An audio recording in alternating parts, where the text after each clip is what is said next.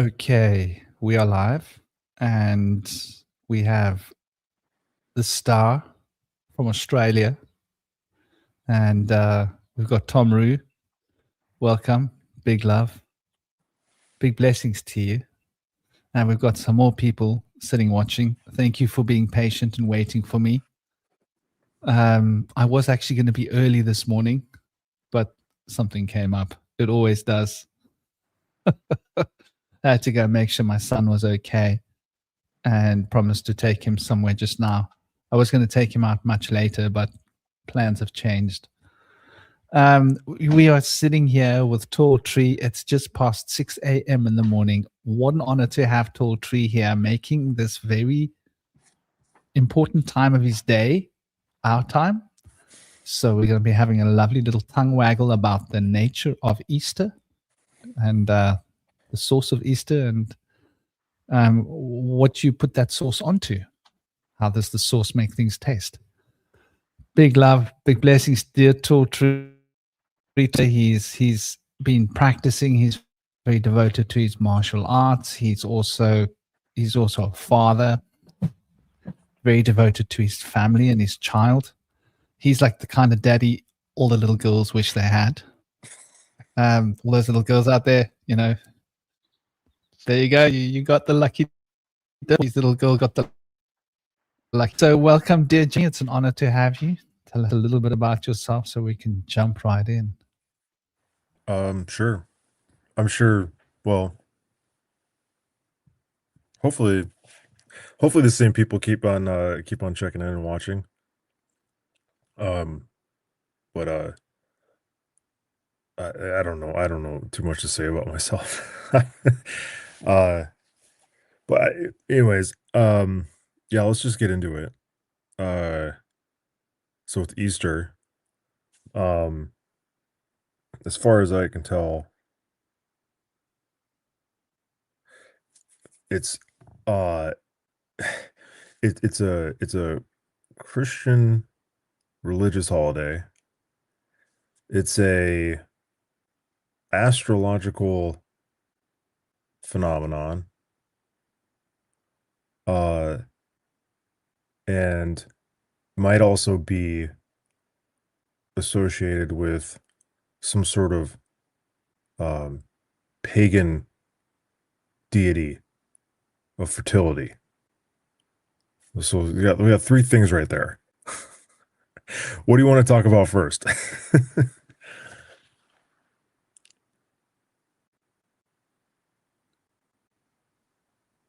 I suppose the right place to start would be with the etymology of the word.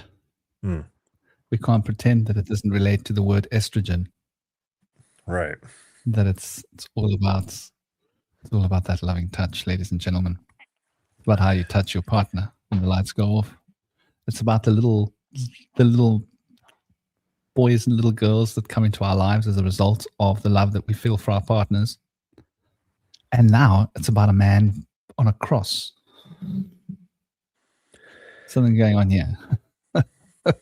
It used to be about okay, so let's just cast our mind into Europe for a moment, or the Northern Hemisphere, where you live right now, for example, right?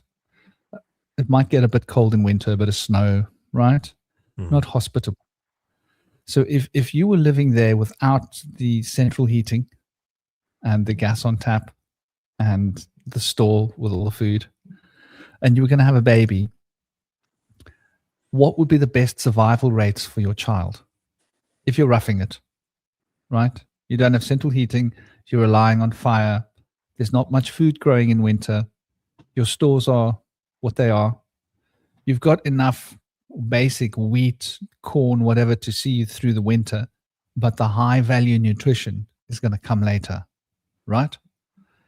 Would you want your child to be born at a point that they are a newborn baby going into winter? Or would you rather have your newborn baby being born at a time when it's when you're coming out of winter, Let's look at it like from that perspective. Yeah. So there's a couple factors. You depending on how wealthy you are, let's think about, Northern European, uh, ancient farmers. Um, if you're wealthy in livestock and, you got a thriving village, um, you know, you got good stores, the barbarians are going to be the Vikings aren't going to be coming around for a while. Um, it may actually make more sense to uh it might be okay to have a child uh in the fall or during winter. Um and it might actually be healthier for the baby because it'd be like less stress on the mom, being pregnant through winter. Uh but uh having a child in the spring, you have one less mouth to feed, and maybe a bit of less stress through the winter if it's just your wife being pregnant. 100%. Here's the question, though. That would have been a very small minority of the population, don't you think? Don't you think that in the old times, the majority of the people lived rurally? 90% of the world's population lived rurally, using surviving through subsistence farming. I believe that was the norm. And then there were some wealthy few people that got to live in the towns. And even in the towns, there would have still been, we didn't have the preservation of fridges and what we have today. So there still wouldn't have been fruit. So you're right about the mother having her worst challenging pregnancy time during the winter. So let's say you put a bun in the oven in April, right?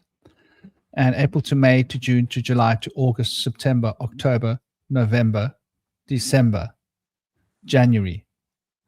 During January, your baby's born. This is the hypothetical. Now you're coming on your way out of winter, right? You've just started coming out of winter and you've got a newborn baby. The newborn baby doesn't need to see light for the first month. In fact, it's not good for the eyes. The first 2 weeks, light damages the eyes of a child, right? First 4 days, if you expose your child to too much light, it will cause vision impairment later on in life. So, because their eyes develop quite slowly and the sensitivity to light. So they're not really opening their eyes too much during that time anyways. Well, I mean, I think they would have noticed that, like, let's say you have to hunt with a bow and arrow. Yeah. Your eyesight's quite important, right? For sure. Like, that's your survival. And also, being in the wild, having good eyesight it's a benefit. Like survival, like being safe and alive. But so, like, just from the practicality of that, the mom would still be able to work through the summer, right? She would still be able to work through she'd be able to work up until her third trimester. She needs to lay off, right? Yeah. It's a little difficult to walk around.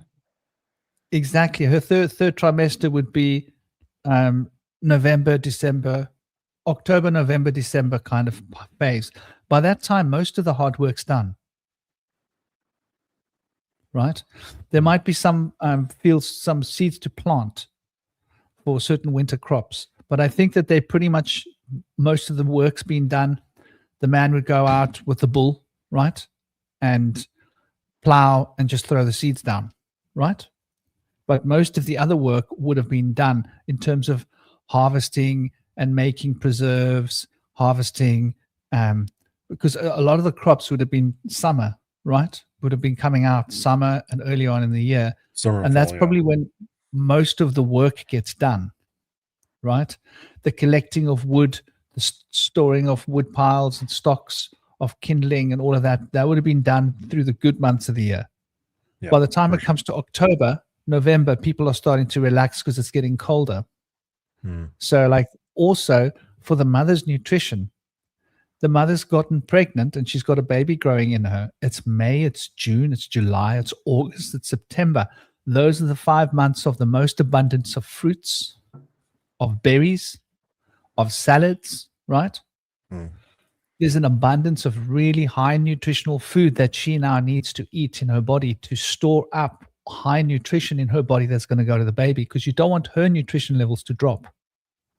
So there's that principle. And then there's also the fact that now you've got a newborn baby being born.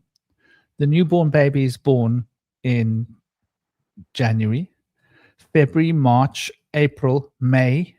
By June, the baby's 6 months old and is crawling around outside. Mhm. In summer, eating berries off of the ground. Imagine, with these berry bushes, crawling around to the berry bush, Right. with the children on the farm and the family on the farm working in summer. The child's getting exercise. It's learning how to dexterity, move around. Oh, like this thing, you can't eat that thing. You can eat this. That goes in the mouth. It's like what they do. And so by the time the next winter comes around, the child's already 9 months old, 10 months old, right? Going into the next winter. Now the child is bigger and stronger and more likely to survive the next winter, if that makes sense. If it's a Yeah. harsh, really cold winter and there's no central heating in the home, the child is better equipped. So like there's the survival element, there's the nutrition element, there's the pressure on the parents, and then there's also the light, the maximized light. So the child's brain gets maximum stimulation while the child is developing, because between the ages of between 3 months and 8 months, there's a huge developmental curve for children. Mhm.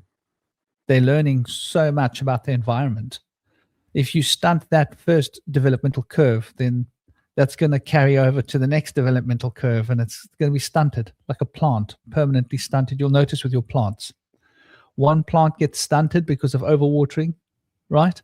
That plant will never reach the potential that the other plants will reach, ever. Nothing you can do to fix that.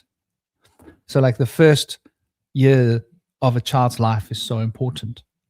Like my baby never got sick, ever. Second year, never got sick.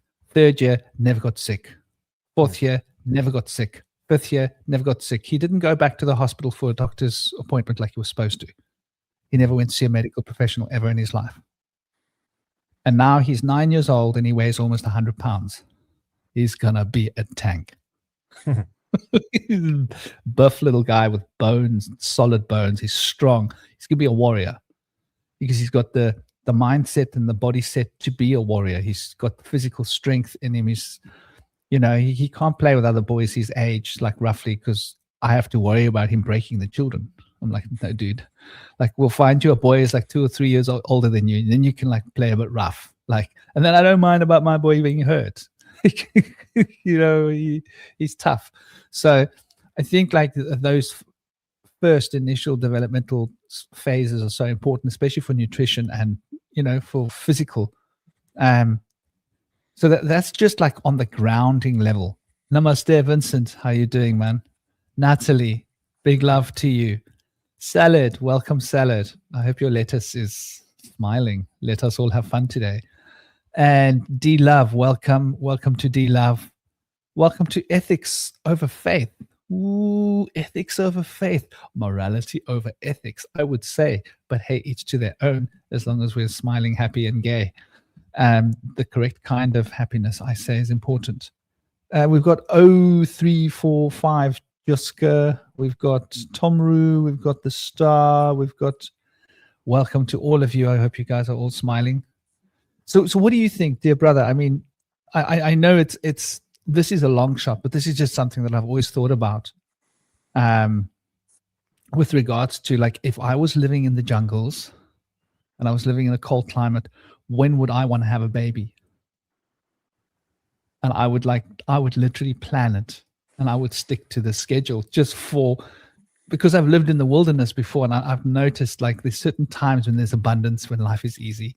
There's certain times, like in winter, I was in the Himalayas in the wild, spending a lot of time in the wild, and it's actually pretty damn hard dealing with cold weather and storms. And that fire is your source of life.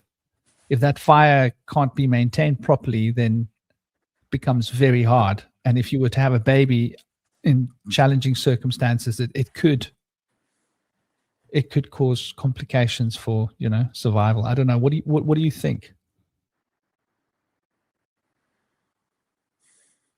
Well,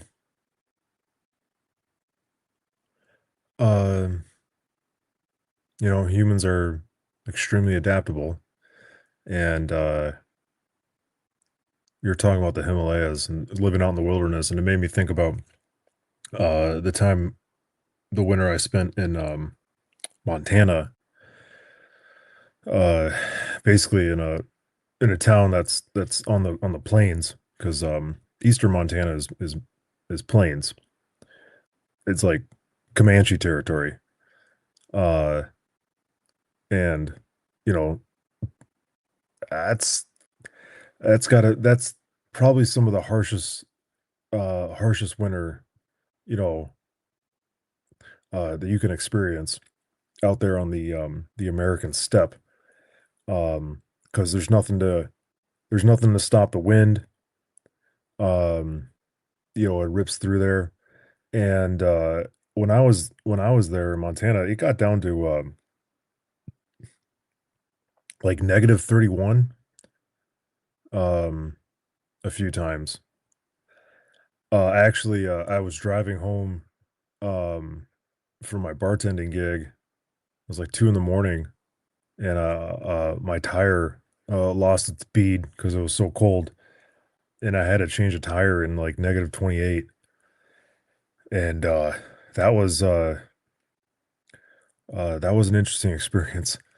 Um, then I remember the next day, uh, chopping wood, and it was full sunlight, and it was -9, and I was wearing like all the clothing, like these big Carhartt overalls, big boots and hat and mittens and all that kind of stuff, chopping wood, and I was chopping wood. I was vigorously chopping wood, and I remember I never warmed up. I never really warmed up.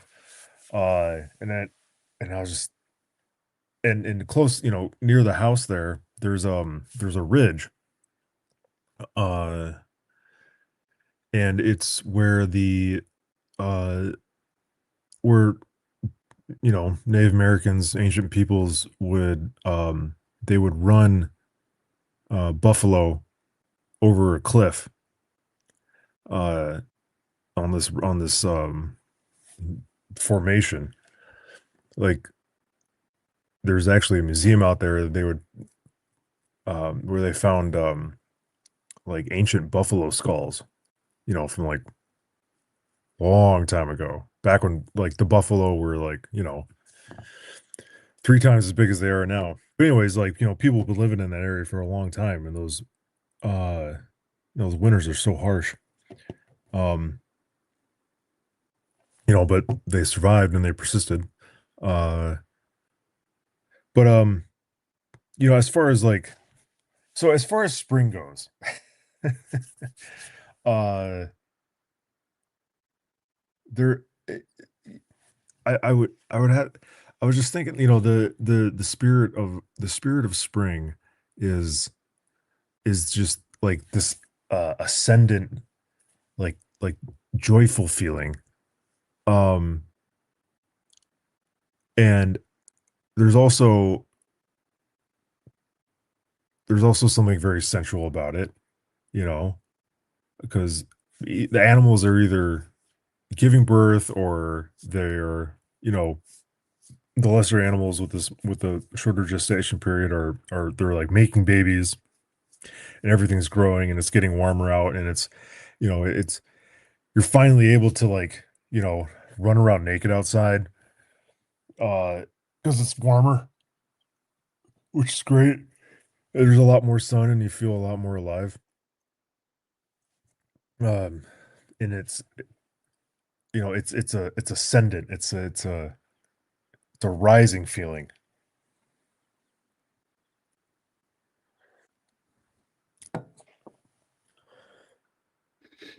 And then there's a more occulted element to take into consideration as well. For example, like this is something I came across decades ago in my research. I don't know, a few decades ago, maybe more than 3. Time has flown. And it was certain practices of the priesthoods and priestesshoods of the Celts in Ireland, and going back to the times of Camelot, and these old stories, these old verbal stories that would carry through the, through the culture, our narrative and history that was, contained in such way before we were really writing everything down. And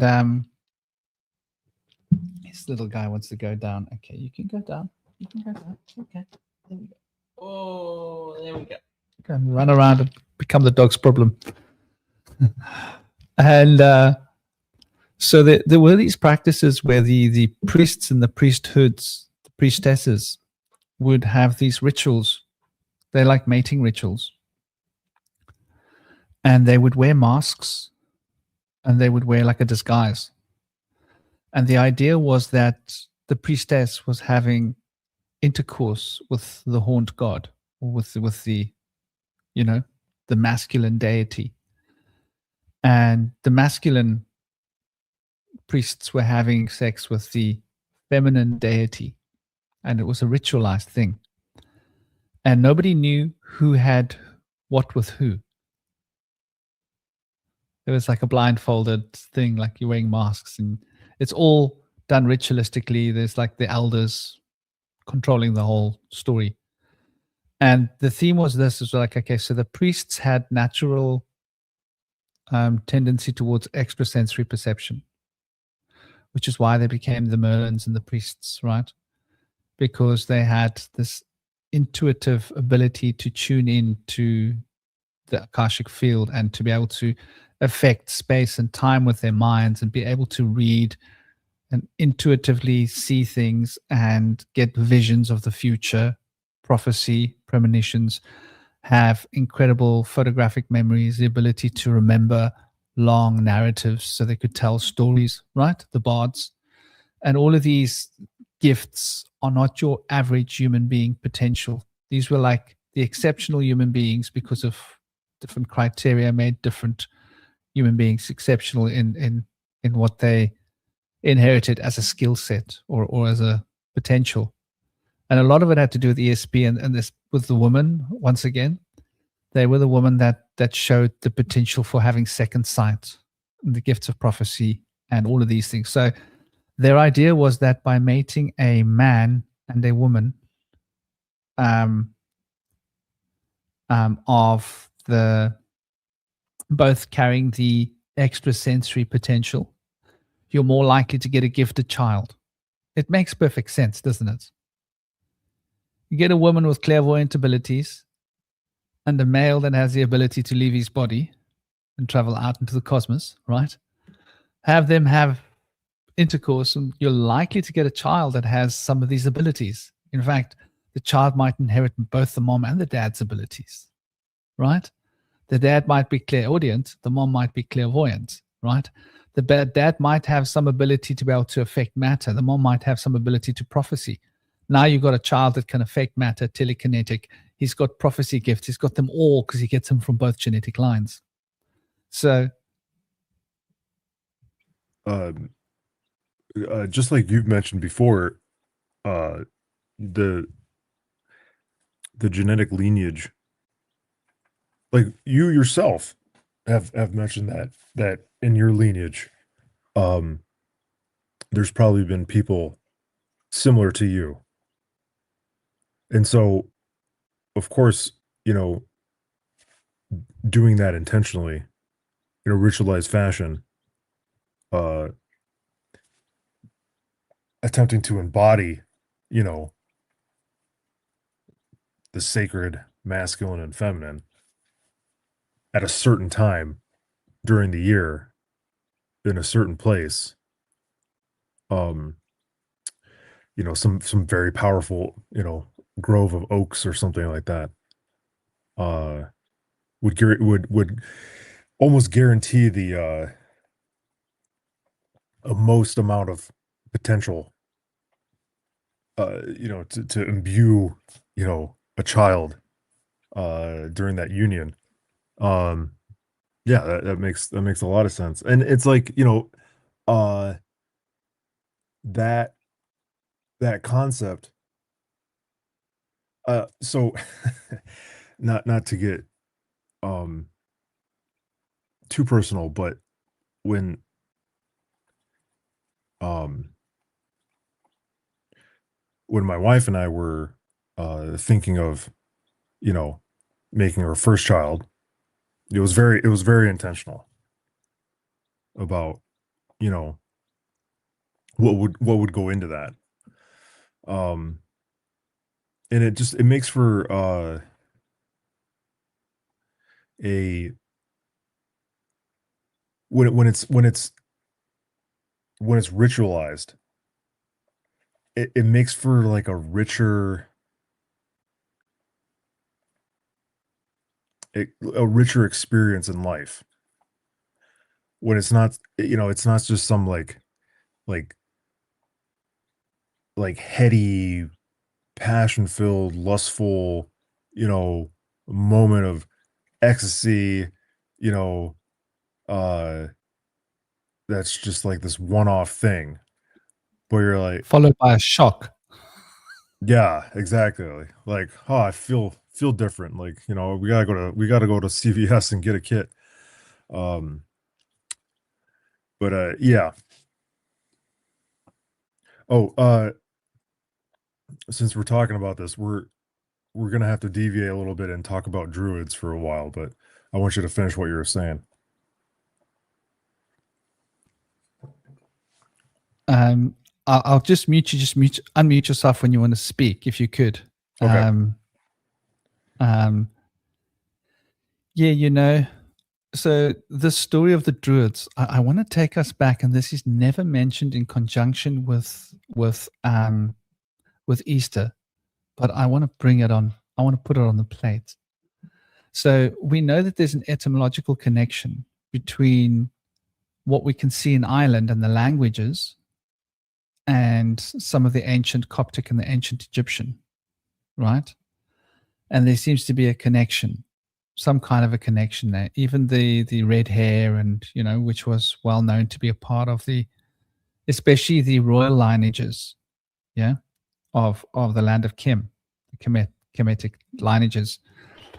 Now, I remember coming across information. Once again, this is decades ago. I can't remember when and where exactly. We're talking. I did a lot of my reading many decades ago. I'm not now. I prefer to read the sky and the books of like nature and read the leaves of a tree, and like those. That's for me is pleasant reading these days.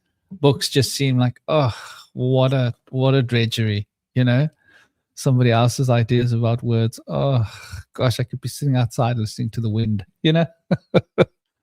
Um, but there was Netar. Namaste, Netar. I hope you're well. Hope you're thriving. Hope you're good. So there was also this thing about Moses. Let's think about Moses for a moment, right? Now, Moses wasn't the only child. Somebody's biting my toes because now he wants to come back up again. He's like a child. Daddy, put me down. Daddy, pick me up. This cockatiel is like a real little character, dude. You should get yourself a cockatiel. They are fun. And it's like having another kid. And so the ancient Egyptians had this priestesshood of Isis and the priesthood of Ra. And I came across certain writings that spoke about this being something that was legended to have happened in ancient Egypt, in the same way that it did with the Celts and the Irish. And then we've got the story of Moses, right? And it's just casually dropped on us that Moses was brought up by the Pharaoh's family after being found in a manger by the papyrus reeds. Now, the papyrus was sacred to the priesthood, right? Because of writing.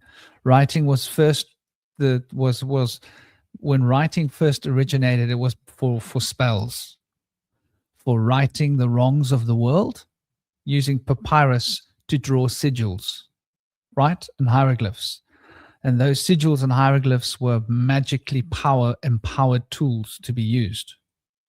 And so those magically empowered tools of sigils and hieroglyphs would be how people would change the nature of reality. And to this day, sigils is a huge part of the occult practice. So let's step that back now. So the papyrus reeds was where they found Moses in a manger. Now, there was a practice in ancient Egypt that the royal family would foster the next priests and priestesses. It wasn't just one child, Moses, that this happened to. There's references to other children having the similar thing. And that there was a ritual that, imagine this, the priest and the priestess doing the same ritual that we spoke about. And when the baby's born, in the middle of spring, when the baby's basically gone past breastfeeding, imagine this. The baby gets put ritualistically into a manger and floated in the Nile to symbolically be received by the Pharaoh's daughters, who then becomes a symbolic mother. What a concept. And is adopted into the Pharaoh's family to learn. Whoa, you want to chew everything. Okay. Yeah, real quick, I just want to so that's interesting because that's also dangerous for the child. And so there's a bit of I don't know what the word is, maybe inshallah, about it's like one of the first I don't know how you say it, like test almost. Either the baby's gonna get eaten by a crocodile or a hippo or get lost in the waves of the river or end up in the arms of the, royal maidens.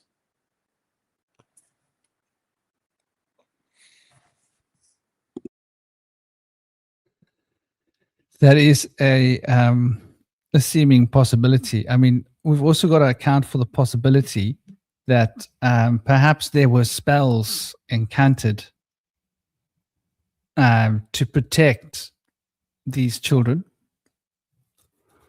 and visions had by the priestesses to augur the future of these babies. Does that make sense? For them to be eligible, right? Because it was a great honor to be brought up in the family of the Pharaoh. It was like, what a way to grow up. But you had the best teachers.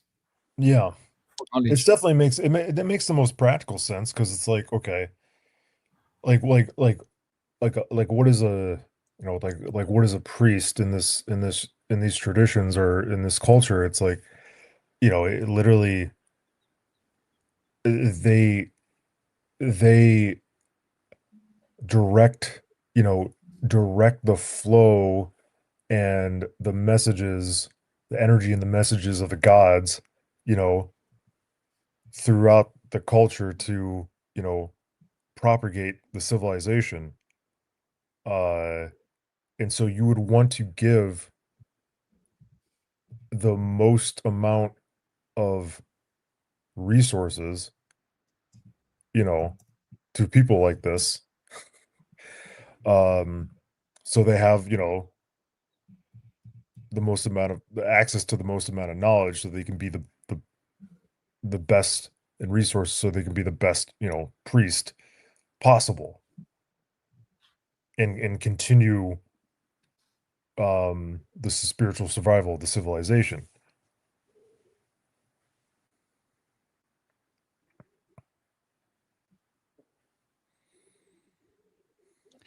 Yes, like totally. Um, totally. And it's like it's interesting that when we look at this, so I think there's something to these elder stories, and there's something to these ancient stories of you know these sacred tantric unions in India, right? Between the powerful tantric priests and the powerful tantric priestesses, Yeah, what does each tantric mean? embodying. Well, in tantra, people think that tantra is all about sex because the Kama Sutra went global, went viral. Okay. But tantra has elements of sexual magic in it. In fact, I don't know if you know this, but even in the Buddhist tradition in northern Tibet, some of the Buddhist monks and the Buddhist nuns would have tantric sex, Hmm. but it would be highly controlled.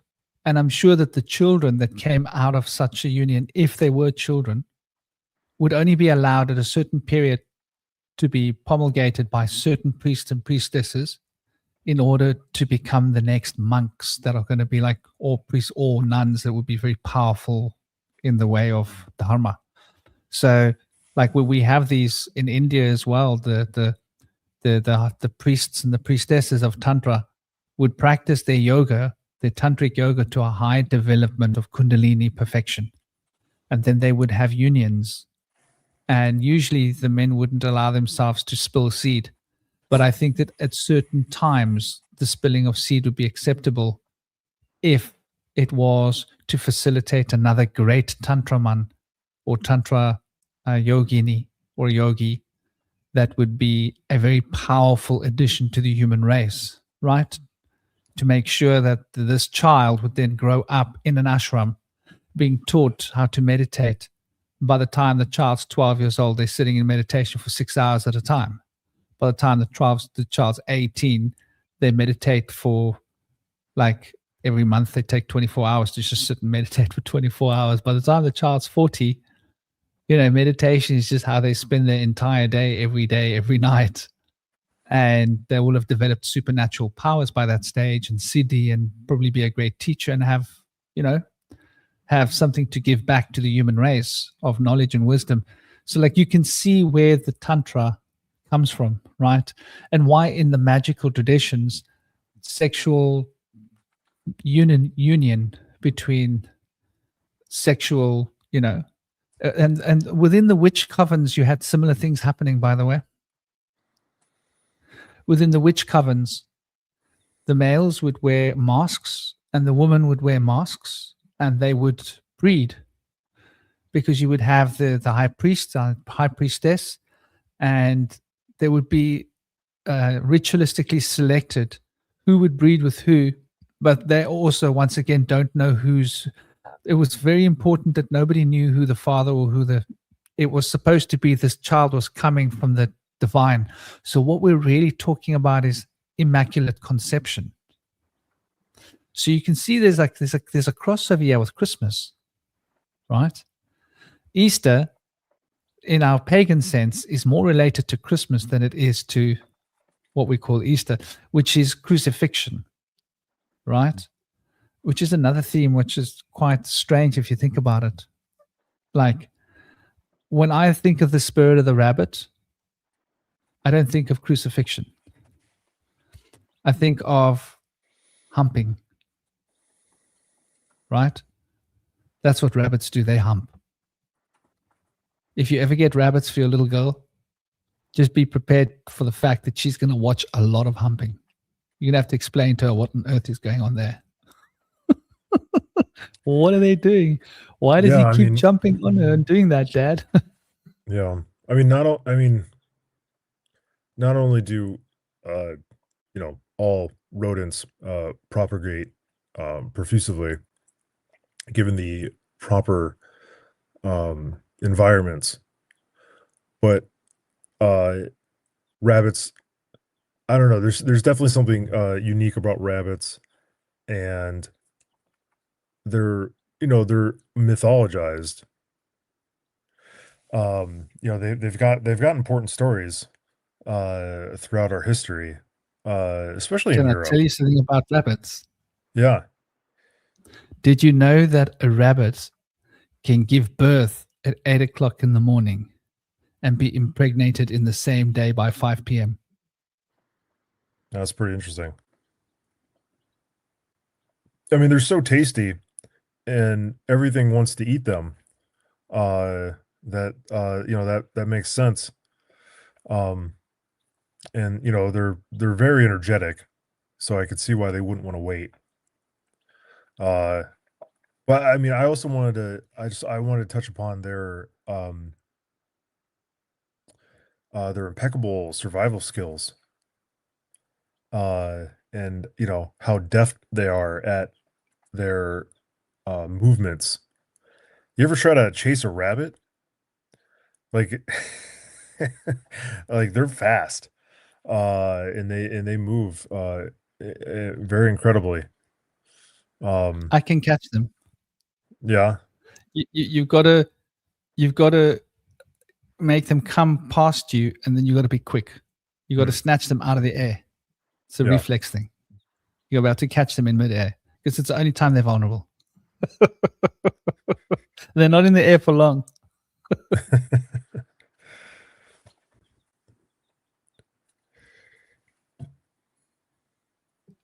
Yeah, man, catching the rabbits. Because I've got like 8 rabbits outside in a courtyard, and I have to catch them to check them once, like regularly, Okay. Yeah. that they're okay, that they're healthy, that no one's bitten a hole in another rabbit, right? Yeah. Like I've got 2 that live in here now because one had too many holes bitten in him by the other rabbits. And then, by the way, the spirit of the rabbit. So since we talk about rabbits, let's go into the shamanic idea of a rabbit, right? So we think of rabbits as cute, cuddly little creatures, right? No. A rabbit is a warrior. Dude, have you seen There's a reason- jackrabbits? Sorry, have you seen desert jackrabbits? I haven't.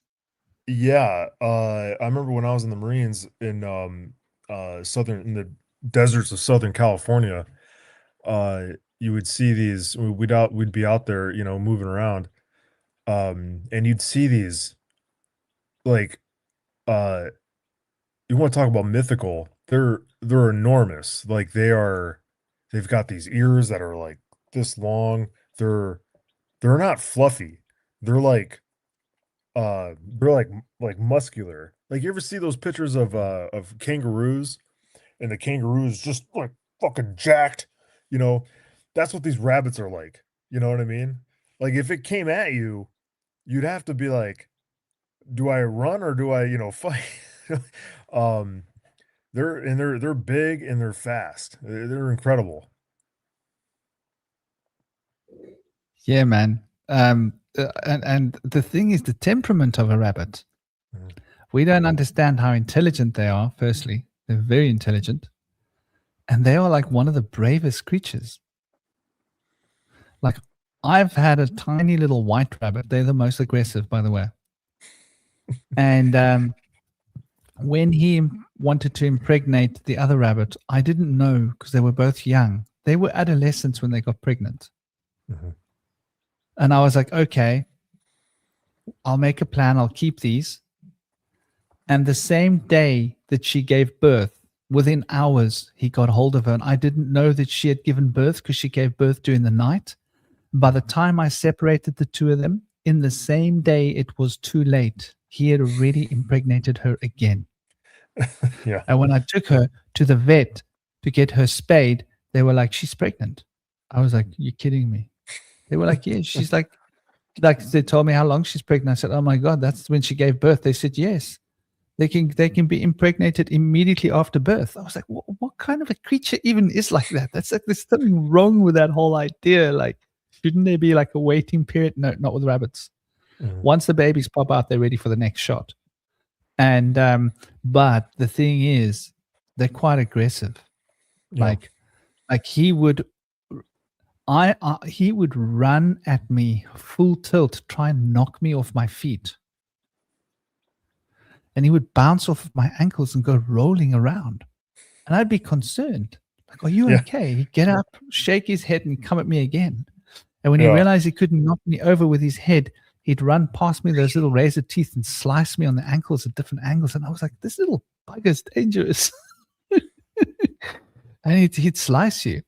So Yeah. then you had to wear shoes when you went, like, in case he thought he could take a liberty. And when he saw you wearing shoes, he'd still keep coming at you and attacking you.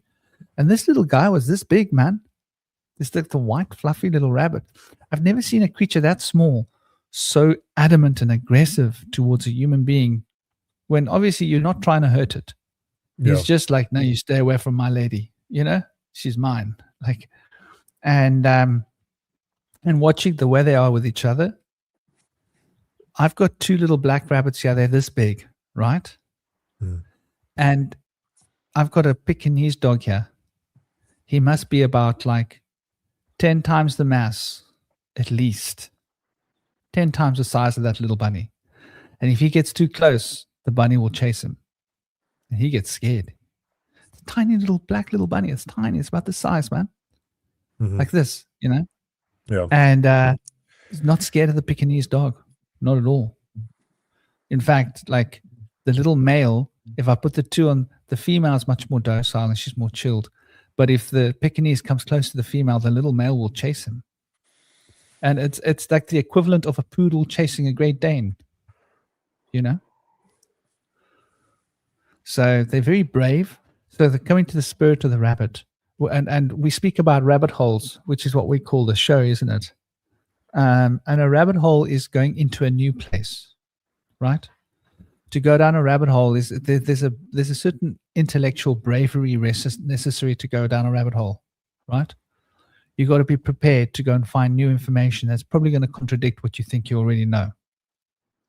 So there's intellectual bravery and a certain amount of humility to be allowed to be proved wrong. So rabbits have this sort of innate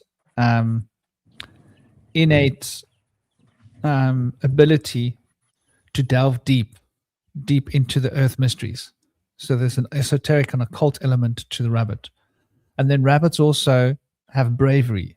So a rabbit, my girlfriend's got a very strong connection with the rabbit, the spirit of the rabbit. I mean, I'm a negative wood rabbit, Chinese here.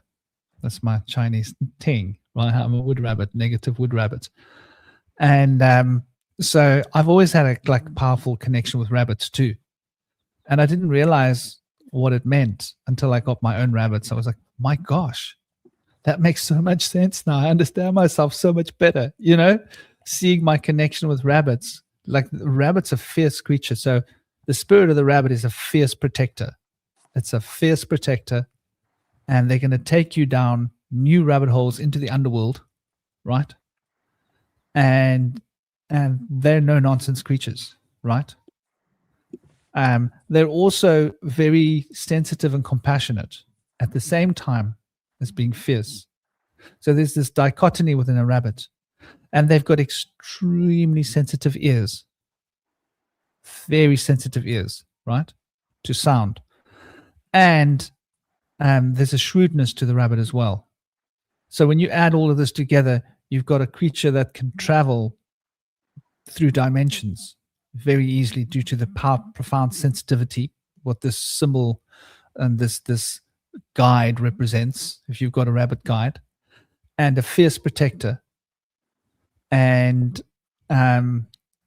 will take you into new places, not just the places you've been before, the new places where you have to go and learn the most difficult lessons. So the rabbit spirit will come to you at a time that you've got a very profoundly challenging lesson that you need to go into, and that's powerful, strong, protective rabbit spirit will come to you and will take you down that rabbit hole into the underworld, into your deep shadow parts where you have to face really the challenging stuff. But you'll know that you're safe because your rabbit spirit is with you, and there ain't nothing going to mess with that spirit. I'm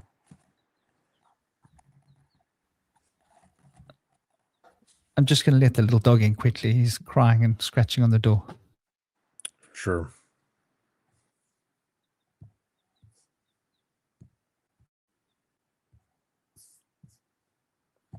Well, for people that are watching here, you want to see a little baby chicken?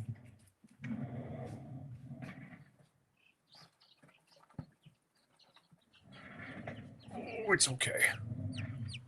Oh, let's see if I can. Oh, there it is. Oh, look at that.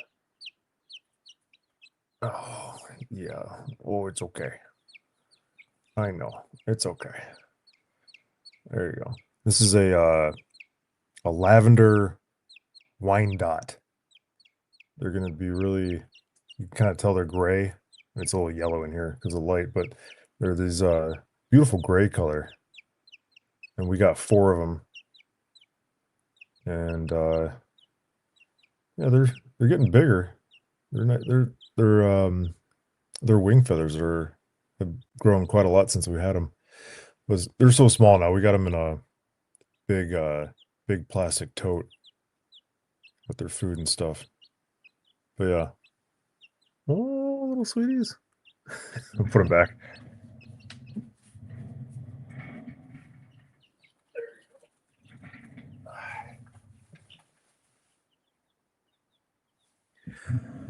I keep on getting wood chips in their water container. I have to figure out how to elevate that thing so that the wood chips don't get in there. Hey. Sorry about the delay. Yeah, no worries. Of course, my phone starts ringing and everything starts happening all at once. Ask for it to rain and you get hail and storm. So you brought a little baby chick onto stage. Lovely, man. How many have you got? We only have 4 right now. We might get some other ones. It depends on. We got this chicken coop coming, and it's always kind of hard to see to get a sense of how big it is. Looking at the pictures online, but depending on how big it actually is, we might get a couple more. Yeah, we're looking forward to that. Well, what you can also do is you can build a little fence area around it. That's what we did. Yeah. I so got then you all can that get a planned lot out. more. And the coop is just where they go to sleep, and they want to huddle for warmth anyway, right? For sure. So then you can like triple your numbers, and just you just get like a simple little fence, or you build it out of like sticks. It's quite easy to keep them in during the day, so they got like run around and do their thing. Yeah.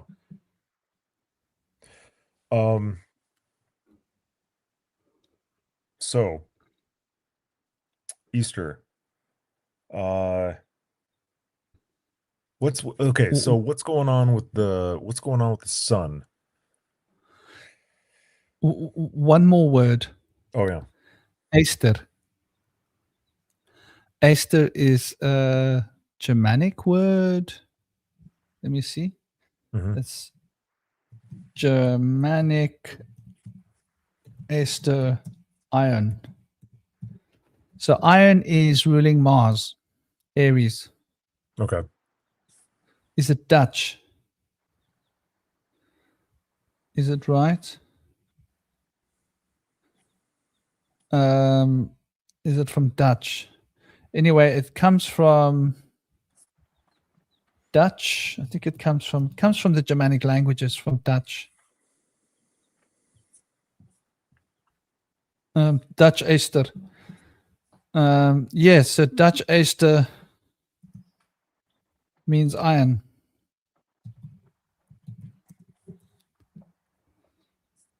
Yeah. They pronounce it Easter. We call it Easter, but Easter. And so and systematic is saying the Ishtar, and I think that's quite relevant actually what we're talking about here. So Aries is the month that we celebrate Easter, and Aries is ruled by Mars, and Mars's planet is iron, the planet of the metal of war. So Easter has a Mars element to it, which is powerful transformation, right? And Mars on the Enneagram, just to give us an idea of what we're talking about here, because when we look at what number Mars represents, right? I think this is something that people don't always grasp. They don't always recognize that that there is this profound element to Mars, where people think of Mars as just being physical and like a war planet, right? But if you look here, number 9, so 9 in terms of numerology is the number that fits best with most other numbers, right?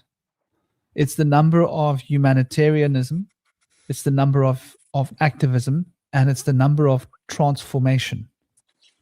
So if you are wanting to transform the world to make it a better place, you will be a humanitarian, right? Or an activist, because that's what you do if you want to improve the world. You want to transform it. And obviously the planet of war was usually how you transformed the world, right? You had a bad king. The bad king had a bad way of ruling over the world, and everybody became corrupt because of the corrupt king. And so get rid of the corrupt king, have a civil war or have a war, and then reset so that everybody can have equality and peace and abundance, right? So you can see how Mars war is connected with this.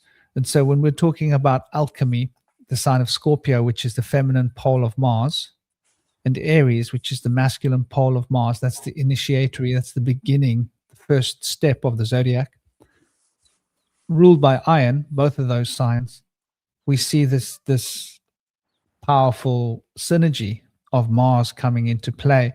So Mars then represents this homogenized potential of the changing power of Mercury, number 5, right? That means changeability. As you know, like Mercury is really the agent of transformation, right? And the agent of transformation in alchemy is Mercury. The process of transformation is Mars. So you can see 5 on the yellow pentagram here, or the yellow anagram tip goes towards that, and it reaches back towards 4. And 4 is to do with the North Node and Uranus, which is powerful element of transformation, right? And so we'll see how 9 is getting this power from 4 and 5 coming together. 5 is what is producing change, and 4 is what is structured. So the structure of 4 is being changed by the changeability of 5, but it's being governed by 9, which means that there's an altruism attached to it, right? There's a selflessness. So we can see how this sort of relates to resurrection, right? Resurrection has got to do with the perfection of ourselves, is it not? Sort of like the transformation of ourselves to make ourselves better than what we were before, right? And so the whole idea in the Christian faith is that you live a life and you become like perfected, and then you will be resurrected when you leave this world, right? And you will be resurrected to go into heaven and live this beautiful life in heaven. Like, it's just going to be great. Hunky-dory, everything's going to be perfect. But first, you've got to do the work. And so this idea of having to do the work before you get resurrected, and it's passing the crux, and the crux is got to do with like the crux of life and not being alive. So that's the cross, the crux. And that's Saturn. Saturn, the crux, represents time, the rhythm of time. So you need to cross over the rhythm of time in order to reach into the place of resurrection, which means the underworld, which means going beyond time, going beyond the underworld, going through the underworld to transcend the underworld, to go to the place where time does not exist, so that you can come back into time having been resurrected. So the whole idea of resurrection is very centrally connected with the number 9 on the enneagram, as we can see. And so this sort of gives us a powerful insight into the planet Mars, because we don't think of Mars as being highly spiritualized. Everybody speaks of like Pisces and Sagittarius, right? Sagittarius is the philosopher and deep thinker of mystical things, and Pisces is like the deep, caring, philanthropic. I'll bleed my soul for you to make your world better. That selfless giver that just keeps giving. But Mars is the agent of transformation, or not the agent of transformation, the process of transformation, and what action is necessary to be transformed, shall we say.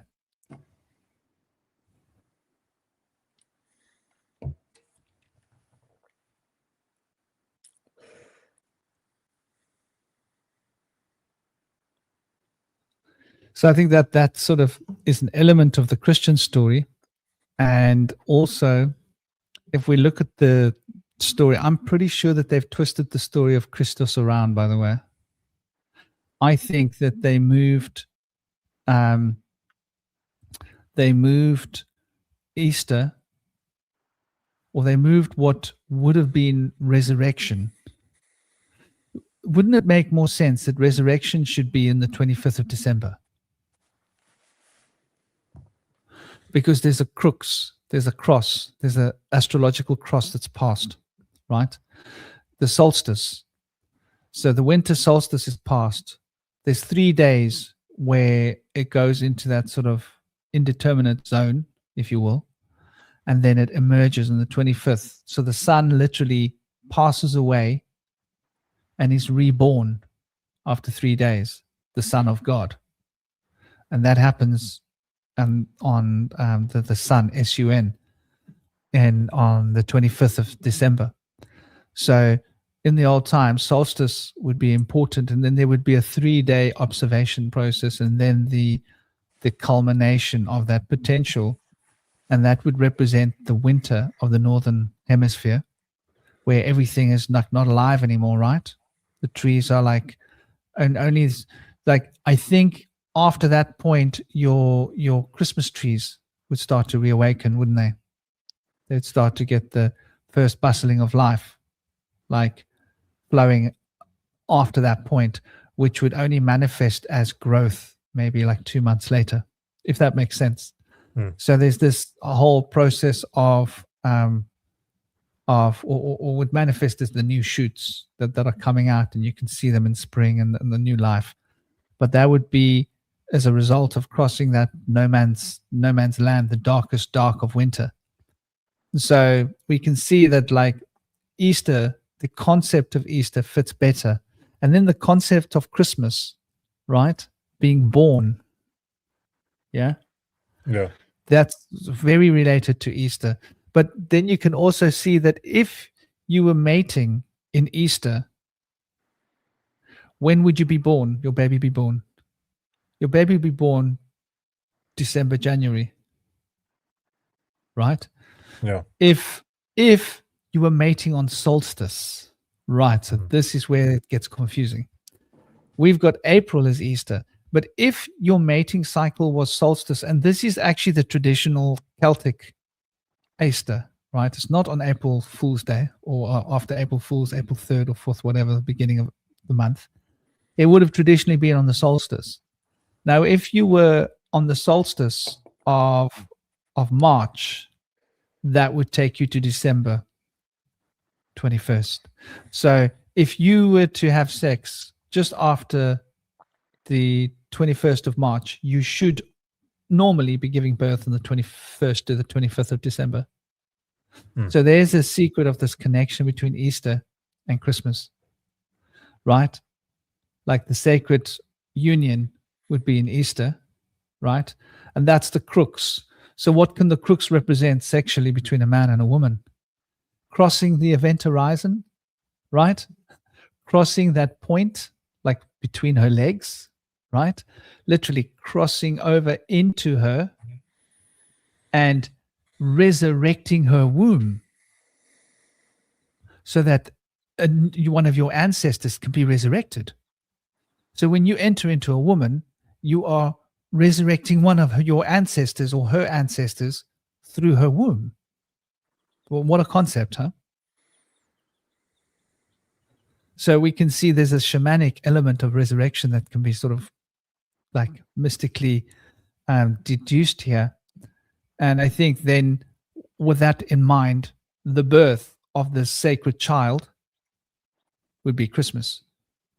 So you can see how the Christian mystics, where they were coming from when they were looking at the occult, how to take these symbolic astrotheological principles and incorporate it into their own doctrine, if that makes sense, so that their doctrine wouldn't be like dismissed by the pagans. The pagans would be able to say, oh, I get it.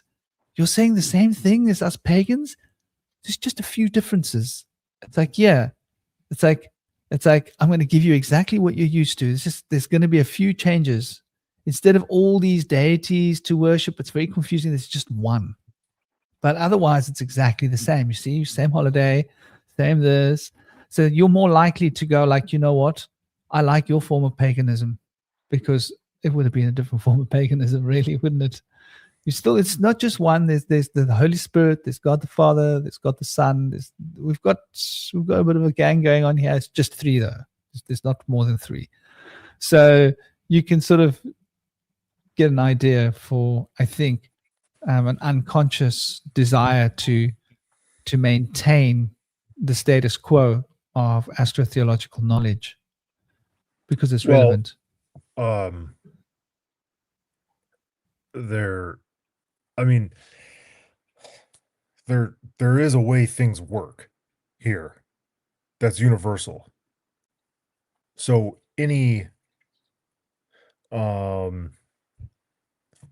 religion, any religion that attempts to align itself with how things work is going to have to embody, some of these concepts. And that will involve,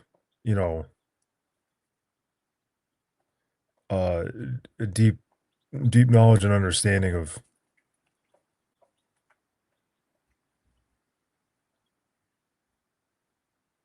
all these ancient teachings. So I think, as far as like, as far as like what Jesus was trying to do, I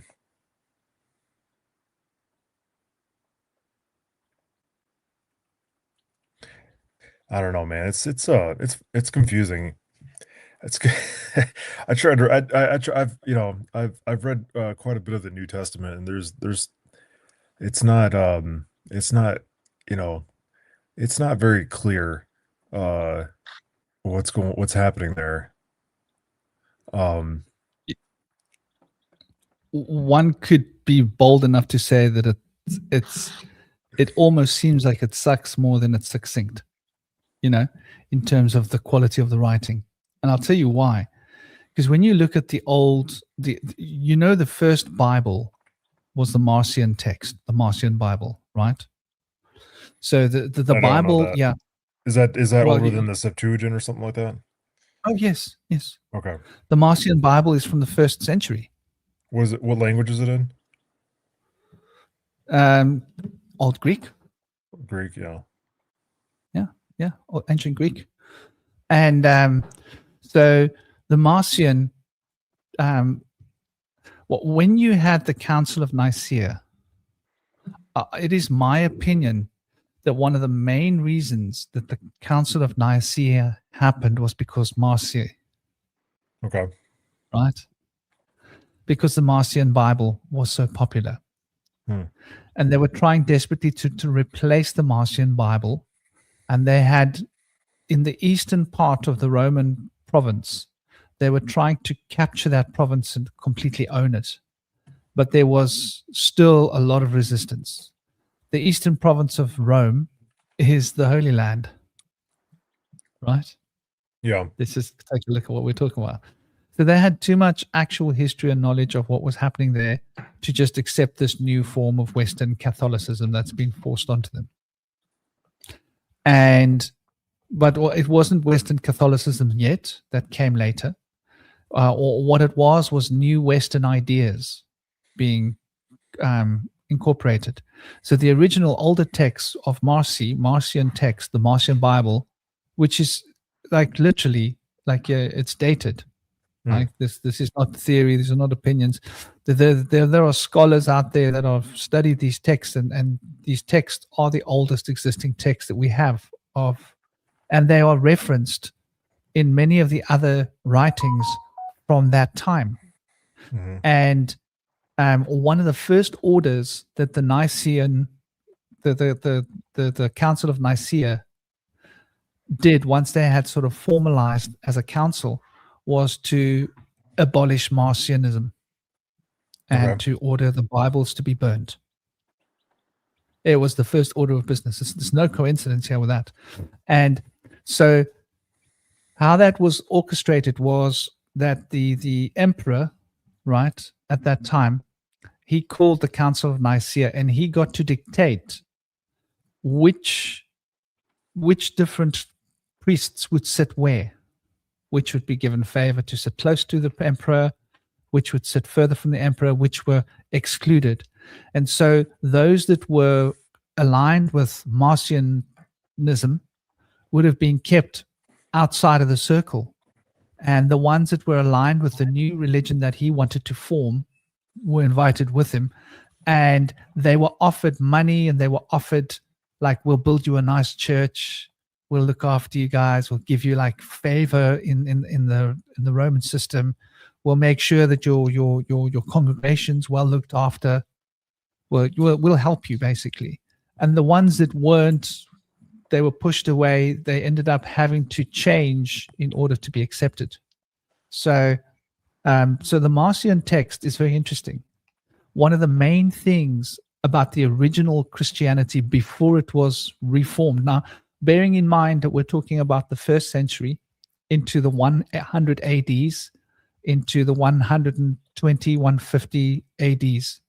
The Council of Nicaea happened centuries later. Right. It took them centuries to organize themselves so much that they could get rid of all of this. And they had been fighting this Marcionism all the time, the Romans, the Roman power, because one of the central pivots here is differences between the resurrection and differences between the idea of that Emmanuel was born of an immaculate birth. That was not the original tenet in Christianity. That was manufactured and added in centuries later. And there's hard evidence for this. And so when the scholars look at these ancient manuscripts and they go back, Christianity has been transformed, has been re-edited. They call it improved. Right. They call it, made better. Yeah. But there were step by steps, and there are thousands of edits. I think there are something like 7,000 edits of the Bible that can be tracked, by the way. And like during the time. And so there was the Council of Nicaea. Then there was a council that took place a little bit later. And then there was another council that came about in the 1500s. That was the final council. So there was the Council of Nicaea, 350, I think, roundabout. Then there was another council that came sometime later than that, or was it 320, whenever it was, the Council of Nicaea. And then there was another council, which was also held up in the northern part somewhere. And then later on, there was that council where they were once again re-standardizing the text. So the Bible that we have today has been changed. And the original texts, for example, a lot of the books had to be burnt and banished in order for them to be able to get away with creating the canon that we have today. And there was a big disagreement about the birth. In fact, there are other... No, this isn't working for me, dear boy. Sorry, my little boy. You want to chew everything on there. Can't allow that. It's cables there.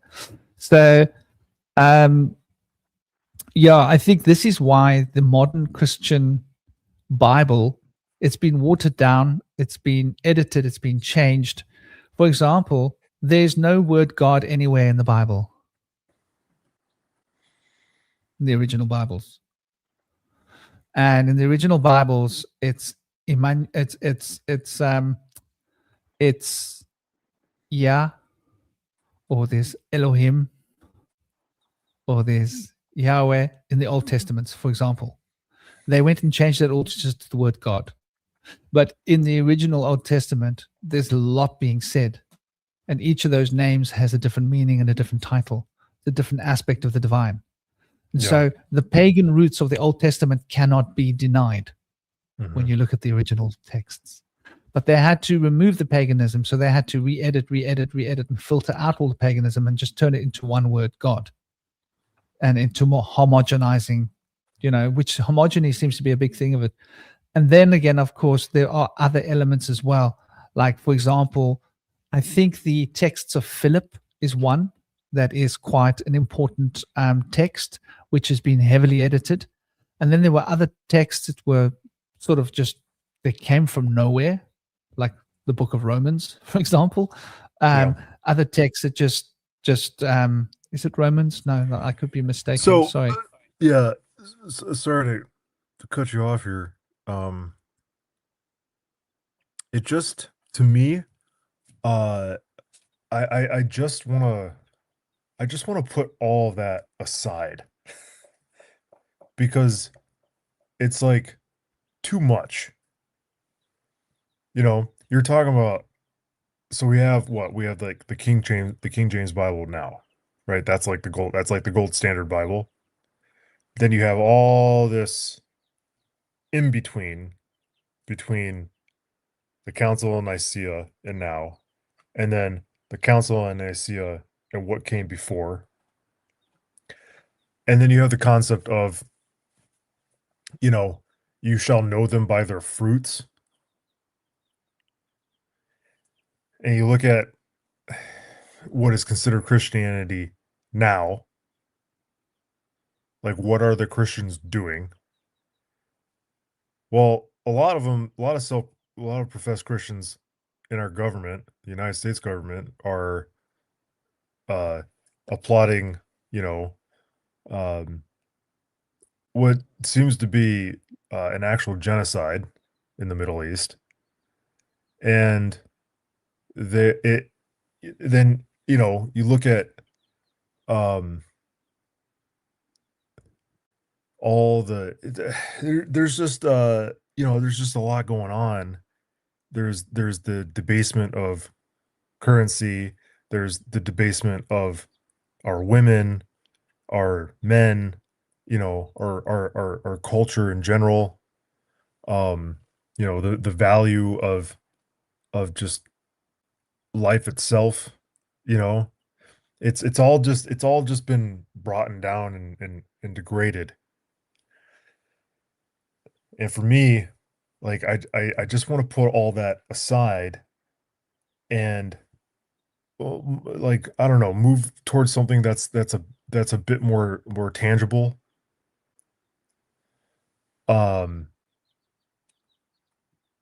Like nature, my family, my personal relationships, my own intuition, about what's good and right and true.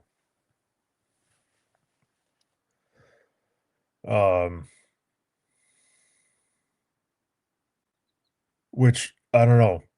My intuition probably tells me that that is probably closer to the original message of Emmanuel. Maybe. It seems like the pagans were closer to the truth because they were fully embedded within nature, and their church was literally in a grove of trees. What does that tell you? Yeah. And they celebrated the earth. They celebrated the abundance of earth. They celebrated the life. And here's a big thing. Have you considered why we got divorced from nature the way we did?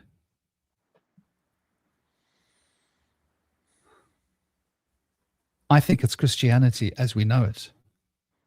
And do you know why this is really heavy?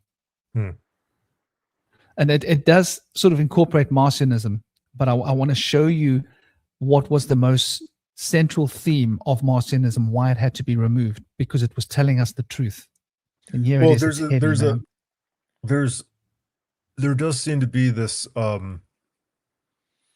this disregard in Christianity. There does seem to be this disregard for the planet, for the earth. You're like not of this world. Like you like, you know, like here it doesn't really matter. You have to like, you gotta constantly be looking beyond, you know. And whatever happens here, you know, it happens here, and you know, all the death and destruction, and the degradation, like we're gonna leave that behind. It's gonna be okay. We don't got to worry about it. It can all be monetized.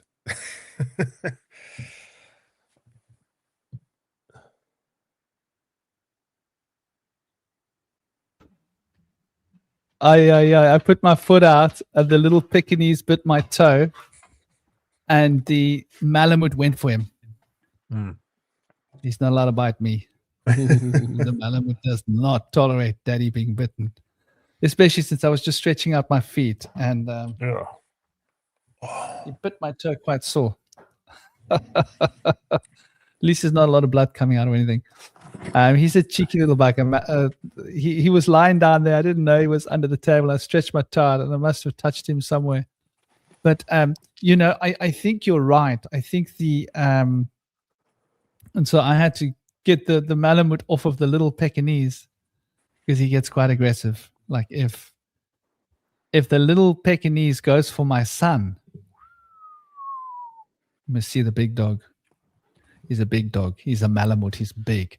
You must see him pin the little one down, and he'll open his mouth and he'll growl over his head. And the little one will just be like, and the big one will be like, you leave the humans alone, buddy.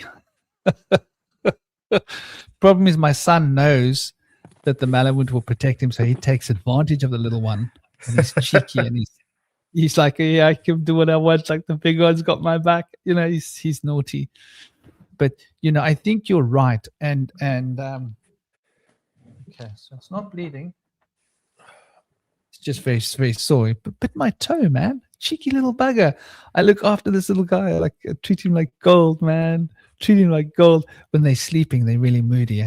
You can't disturb a Pekingese when they're sleeping. If you put your foot on the touches, then they're like, the moody little guys. But yeah, here's where I think the problem comes, and I'm gonna call it, right. And like, if there's Christians out there, no offense to you guys, I don't want to hurt your feelings, but I do want you guys to look at this, right. And hold on, I don't want to just make it that it's just their way. I want. So here you can see is the central idea. This is the big point, and this is early. This is the earliest form of Christianity that we can track. The prototype Christianity, and they believed that the demiurge, that the Yahweh of the Old Testament, the God that we worship in the Bible, right, was a inferior deity, and that inferior deity, right, was the source of all evil on the planet. Now, this is a head trip, right? In other words, let me spell this out to you, right? The Yahweh, he rejected the idea that the Savior could have been born of a woman or taken on real flesh as well, right? So Emmanuel was seen as a prophet. That's like quite a big deal, right? And so there's like certain fundamental tenant issues here with the very idea of Marcionism. And so why this is so complicated is because the implication is that this universe was created by Yaldabaoth. This is basic Gnostic thought. And that this universe that we're in was a fallen universe that was created by a demiurge that thought it was the all-living God, but it wasn't. There is an all-living God, but the all-living God's outside of this world. So what the Romans then did was they took the texts. Have you ever wondered why it was in the Old Testament, why it is in Judaism that slavery is okay, that slavery is completely condoned? There are rules for slavery in the Bible, by the way. You're just not allowed to beat your slaves to the point that they're not alive, but slavery is completely okay. As long as if you beat your slaves, as long as they're okay within 2 or 3 days, you haven't sinned against God. God's happy with you. And what is the story with Abraham, with his children, taking his eldest son, tying him to a rock and ready to remove his heart? What is that? No, while the Christians will tell you, no, we've got a clever answer for that. God was testing Abraham. He said, Abraham, tie your son to a rock and remove his heart. And Abraham tied his son to a rock, ready to remove his heart. And God said, psych, it's just testing you. Does that sound like the demand of a benevolent deity? Right? And so these very obvious issues that are in the Old Testament, which is the testament of this Yahweh, is exactly what Marcionism was challenging. And you'll find that the Knights Templars had the same idea. The Gnostic people that followed had the same idea, right? Manichaeism had the same ideas, right? Who were the other ones? Not just the Templars. You remember the biggest massacre of the Crusades? One of the reasons the Crusades were facilitated was to remove a certain group of people, and the certain group of people were carrying on this Gnostic knowledge that had moved through Manichaeism and had originated in Marcionism, right? And this line of information was being held by the Cathars. And the Cathars also believed that the deity that was ruling the Bible, which was the ruler of that deity, was a false god, and that deity was the demiurge of this world. And so in the Bible it even says, Emmanuel speaks about how Satan appears to him when he's in the desert, right? I will offer you the world. I will offer you everything, right or wrong. That who can offer you anything on earth other than the person who's in charge on earth? Am I right or wrong? How can the devil come and offer you anything that your heart desires? Do you want to rule over everybody? I'll give it to you. You want all the riches? I'll give it to you. You want all the power? Do you want to be able to control everything in the world? I will give you anything your heart desires. Who has the power to grant that wish? The God that rules this world. But now in the desert, Emmanuel is not characterizing this God as Yahweh, the great divine spirit. He's characterizing him as, the deceiver, right? That challenger. So when Emmanuel is speaking about, my God is not of this world, he's of the heavens, what he's suggesting is that the God that rules this world is not the God that rules the heavens, right? And so there's interpretations of these texts that have been interpreted in a particular way, and those interpretations have been crystallized over the centuries. But the original ideas was that the deity of this world that creates, that controls this world, is evil. But that deity still has to follow the rules, because the rules that deity created this world with are the rules that come from the divine plane. So even that deity is controlled by the rules that they've used to create this world, if that makes sense. So it's just a very interesting idea. But now that in itself means that humans thought themselves better than this world. Does that make sense to you? We come from some divine plane outside of this world, and an unconscious recognition that this world is ruled by a deity that's, that's so-called evil, right? The Yahweh, as the Martians. So there's this incongruency of thought that have been held by different people in different factions. I think that creates the problem, and I think that might be at the heart of why nature has been so degraded, and why materialism has become such a big fundamental part of the church. Another part of the church, let's just look at this. Do you know how much money the church has? Do you know that if the churches got together and gave up like 20% of their profits that they've got, like in investments and bank accounts and stuff, they'd be able to end world hunger? What a thought, hey? There's so much money in the churches that they could end world hunger, but they don't. What do you think about that, dear brother? Well, ending hunger is a lot more than simply getting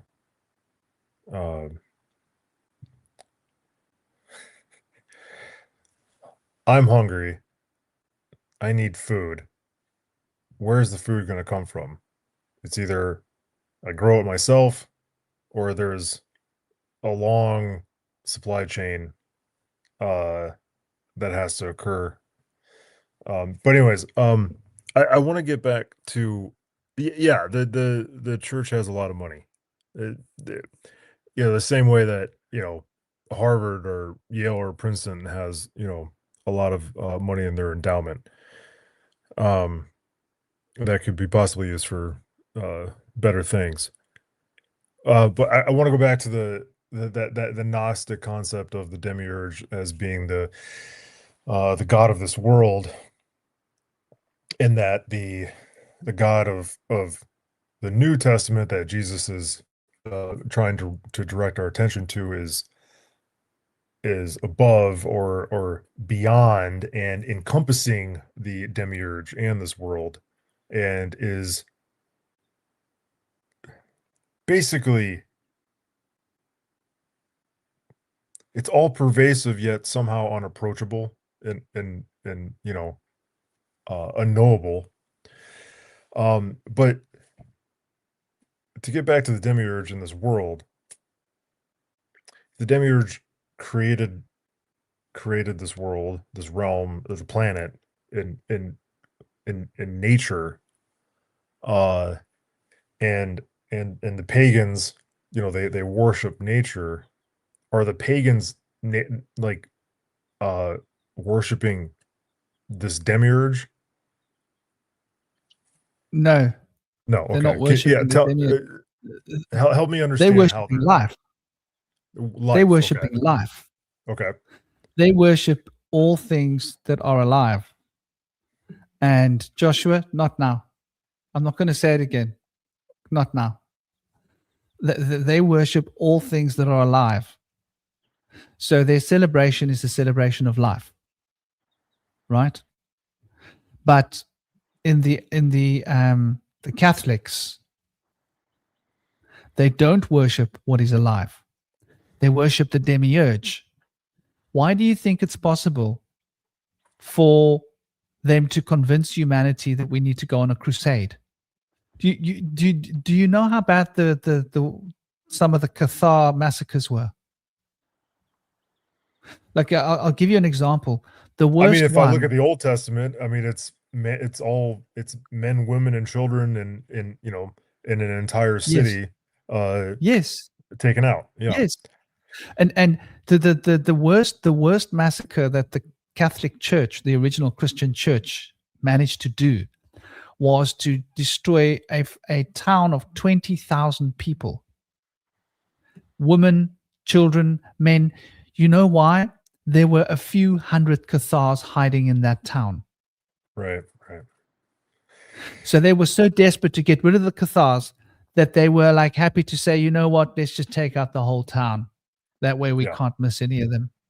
And that just shows like the respect for life, the respect for children, for innocence, innocent children. So these holy warriors that were like sanctioned by the church went out and did things like to end the lives of children.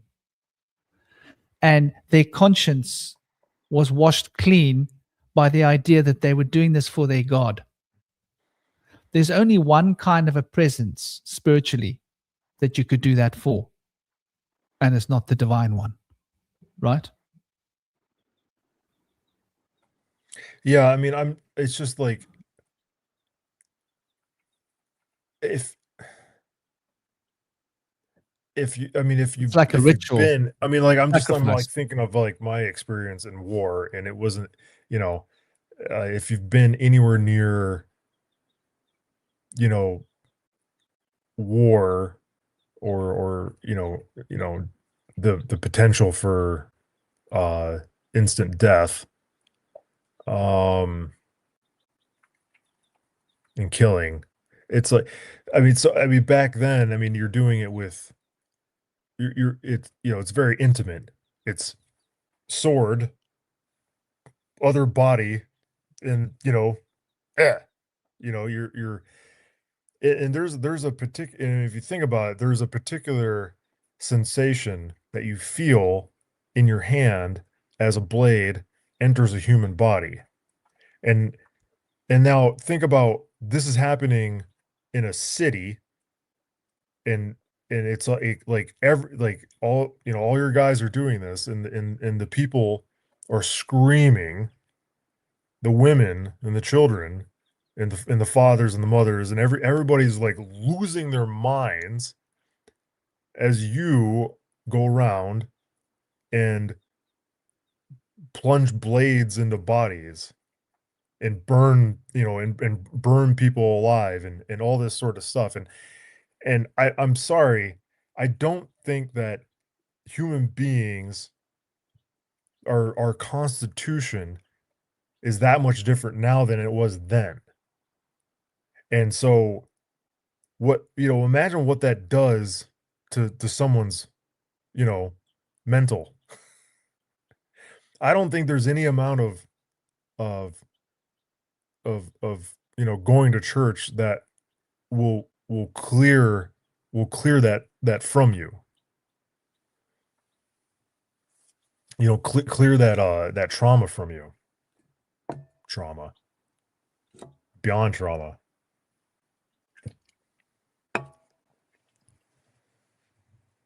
I don't know. What do you think? All I can speak of with this regard is collective trauma as it is ancestrally accumulated. And is it the massacre of Béziers, 1209? Yeah, that's the one.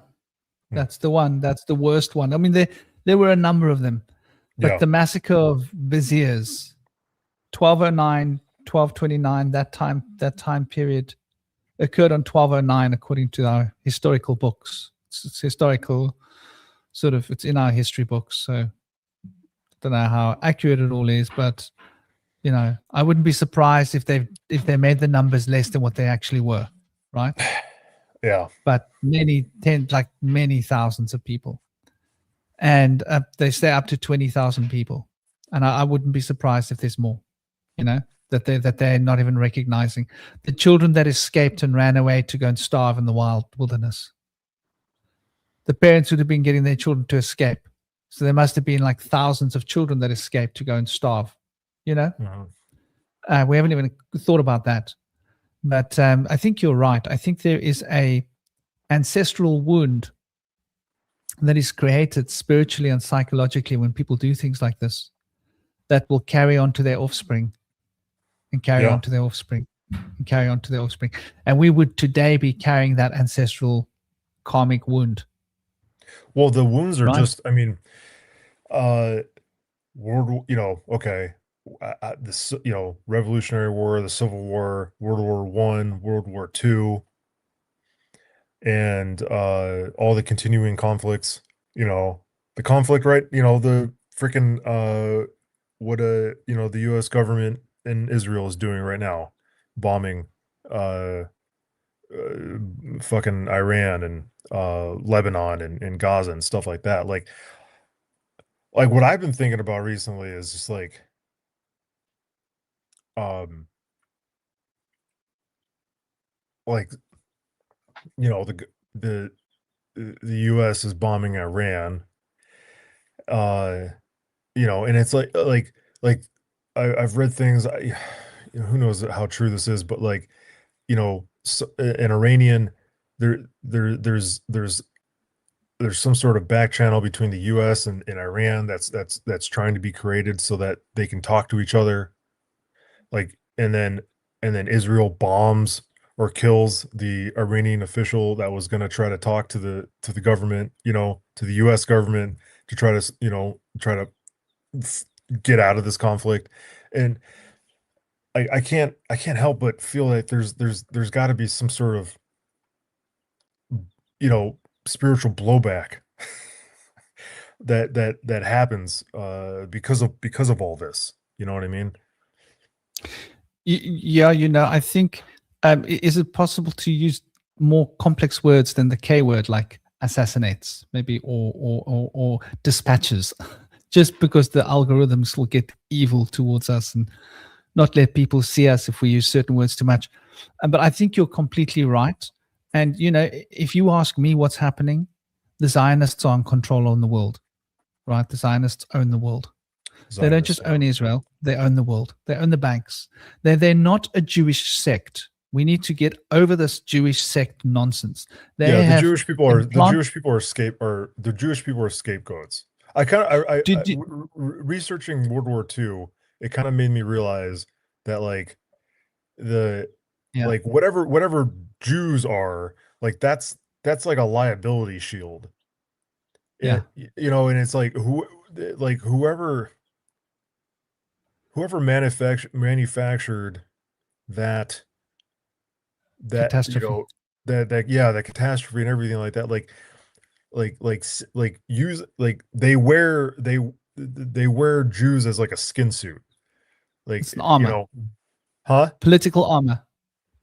Armor. Exactly. And they build this mythology around it and all this sort of stuff, and you can't you can't criticize the Jews or anything like that. But I know Jews. Like, I'm friends with people who are Jewish, and I love them, they're and they're good fine, people. and they're great. You know what I mean? They're normal. Yeah, they got families. They love their kids just like everybody else. Yeah, but then there's this other thing. There are these other people who claim the identity of Jew, but they're evil. They are evil. They're doing, and they're not Jewish. And they're not even really Jewish. Yeah. And I've said this before.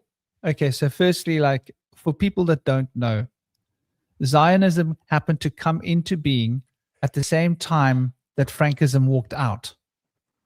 And Frankism was a political organization. Now, Frankism was a rebranding of Sabbatism. Yeah. Sabbatism was a cult. Sabbatai was excommunicated by all rabbis. Sabbatai was not a Jew. He was excommunicated. He was a Kabbalist that the rest of the rabbis decided was a black magician that was teaching immoral teachings, and they did not want to have anything to do. So Judaism divorced themselves from Sabbatai. He got his own cult. His whole mission with his cult was to create a new world order. And the mission that he gave to his students, it's well documented, was to invade Judaism, Christianity, the Muslim tradition. They were to invade the banking system. They were to invade government. They were to invade the policing systems. They were to invade the education systems, and set themselves up controlling the flow of resources, and to invade office politically, to invade political things. And the whole mission was to hide within religions because it gave them a shield. This is from the handbook of Sabbatai. And then the Frankists continued this because Sabbatai got well ousted. Everybody knew who he was, and people were really wary of this guy's like craziness. Then Frankism came to be. And then Frankism, when everybody knew about Frankism, you see, their mission is to get control and to bring about the new earth.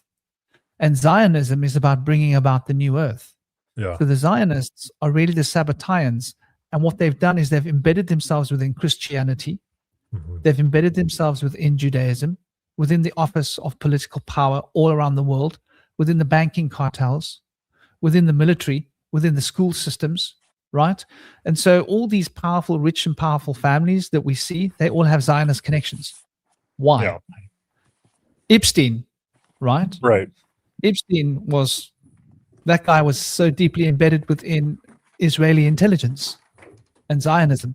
His girlfriend, her family, the Zionists through and through family, and Israeli intelligence, Mossad. His connections through Mossad gave him connections to all the Zionists around the world, all the rich and powerful Zionists. And he was acting as a central hub for all the powerful Zionists to be able to maintain their web of power through him. Yeah. And the truth has come out now. Yeah. So we and one more thing I want to say is the biggest protest in Israel was 1 out of every 10 people in the country went to protest on the streets against the occupation of Palestine. That's like incredible. Now, what that means is 1 out of 4. 1 out of every 4 people between the age of 18 and 50 went to protest against the occupation of Palestine in Israel. 1 out of 4. Could you imagine 1 out of 4 of the Americans protesting against anything? Well, I mean, it's never happened. I mean, hold on. I mean, just real quick, Israel is basically the size of New Jersey, just so people understand the size, like, you know, the population wise. So it would more be like, imagine 1 out of 4 people in New Jersey protesting something. But that is believable. And like, I think it's honestly, I think it's also criminal, the strangulation of information that comes out of Israel, because you don't hear, over here at least, like, you don't hear about these protests. You don't hear about, like, you know, anything about what Israeli people actually think. Like, you can't, like, I can't believe that the entire population of Israel is evil.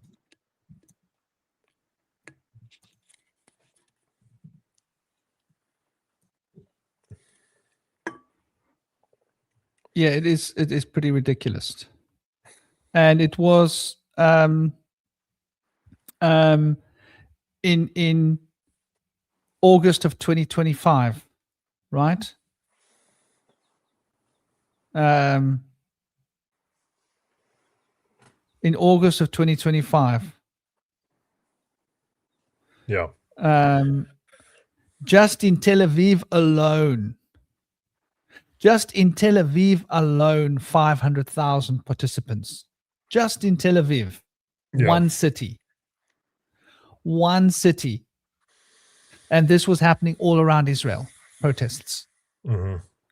And so according to the watchdog organizations, they reckon it was about 1/10 of the Israeli population that actually took part in this whole over Israel protest. But if you just take the population of Tel Aviv, that's 1/20 of the population of Israel, just that one city hub. And then you've got Haifa, you've got Jerusalem, and you've got a number of other, Carmel, you've got a number of other cities that have some hub potential. Eilat would have had a huge protest, because I know a lot of people that, like, Eilat's got a lot of activists and a lot of alternative people out that side. And then there would have been people from the north. Like, there were protests running throughout the whole of Israel. And we don't hear about this. And that shows that the Jewish people and the Israeli people are not happy about what's happening. And you can actually, if you find footage of that, of the of the protests, most of the people are white. Most of the people are Jewish people, right? Yeah. They're not happy with the fact that the Zionist government, they don't have, one of the things I noticed when I lived in Israel for a couple of years, or close to a couple of years in between 1998 and 2000, yeah, was that, or was it 97, the end? No, anyway, that time period, 98, let's say 98, 99.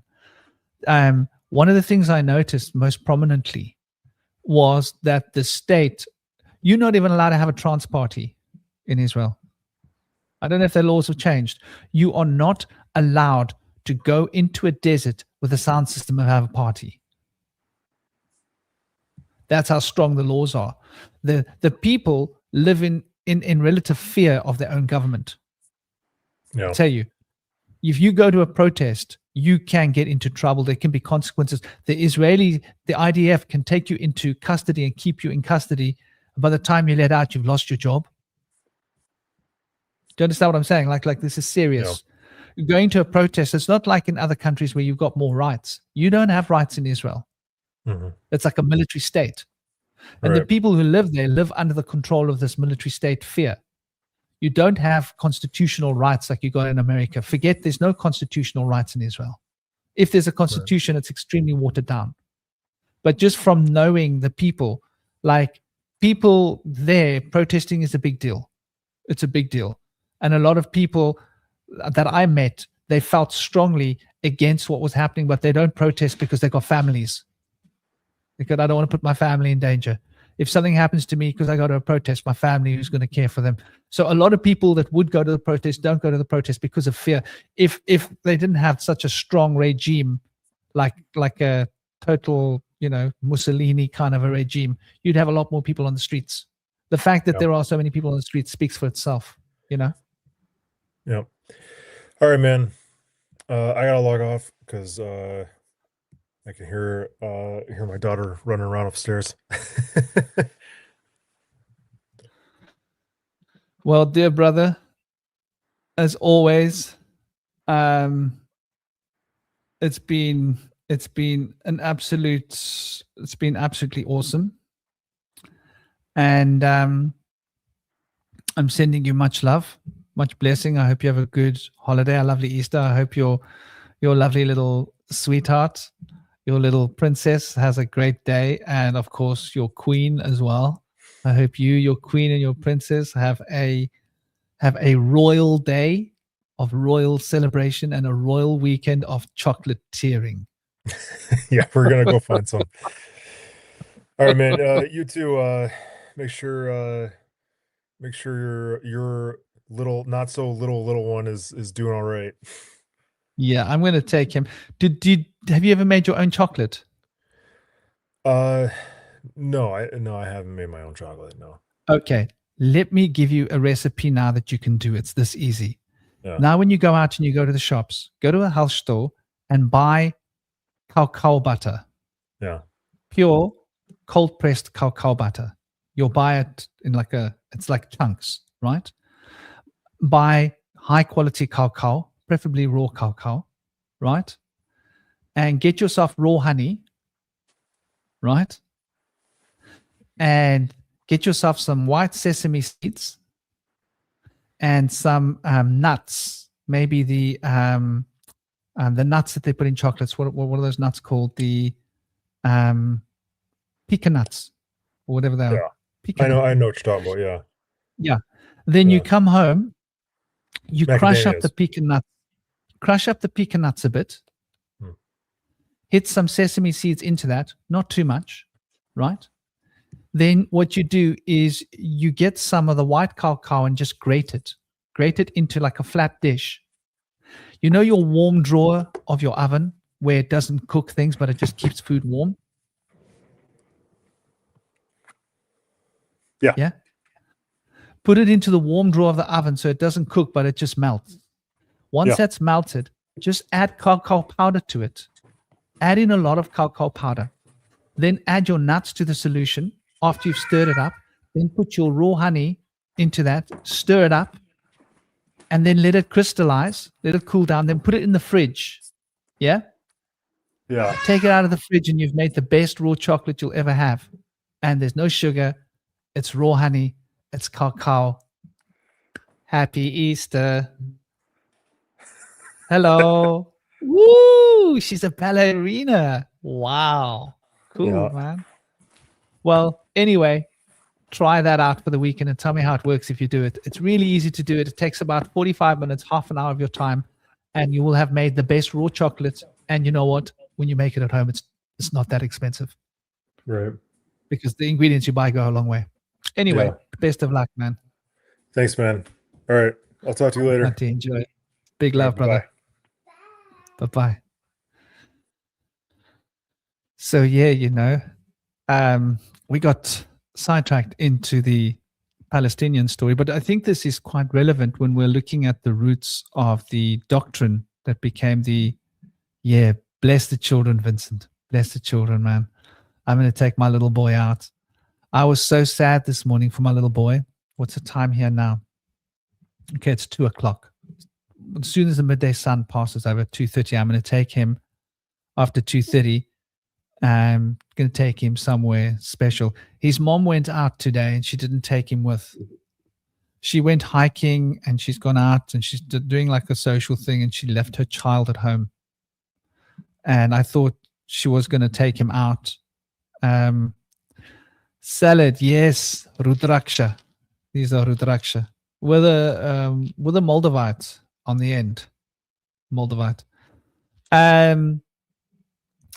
So my boy was like a bit sad. His feelings hurt because his mom didn't want to take him out. And I don't know how a mother can want to go and celebrate without her child. Like I just assumed he was going with her. She was going out. She was doing a thing, and so yeah. Anyway, I'm going to do something special with my boy. I thought he was going to go with his mom. She's gone for a hike. She's gone for a little walk on the mountain. She's gone somewhere, probably to have lunch or something. And she probably doesn't want him around because he doesn't behave well with her. Because her and him don't have the best eye to eye. She has a lack of self-discipline, so she can't really discipline her son. So she doesn't know how to put boundaries down, and she doesn't know how to respect other people's boundaries, so she doesn't have her own boundaries. So she doesn't have boundaries with him, so she doesn't want him with her. It's just very weird, man. It's very sad. And so yeah, as a lesson to people out there, man, make sure you have good boundaries with your kids. Really important. They need to know where the boundaries are. With me, he knows where he stands. He knows where the boundary is. I reward him when he's good, and I take action when he's not. It's just how you got to be, because children do need to know what boundaries are and how they operate. So I'm going to take him out. But the last few words on the story of Easter, on the occult nature of Easter, there were a few things that we didn't really get into specifically. Was the concept of the Easter bunny and the world egg, and how the eating of this egg represents the world egg, and the cosmic egg represents Akasha, and the Akasha represents sound, vibration. And Tomru, it's not always easy, man, because his mother and him have these terrible arguments all the time, and it's really difficult for me. I've got to come and be the bad guy a lot of the time, right? I got to be the bad guy because he doesn't know how to behave with his mom. And I don't want to have the relationship where I'm always disciplining him. But, I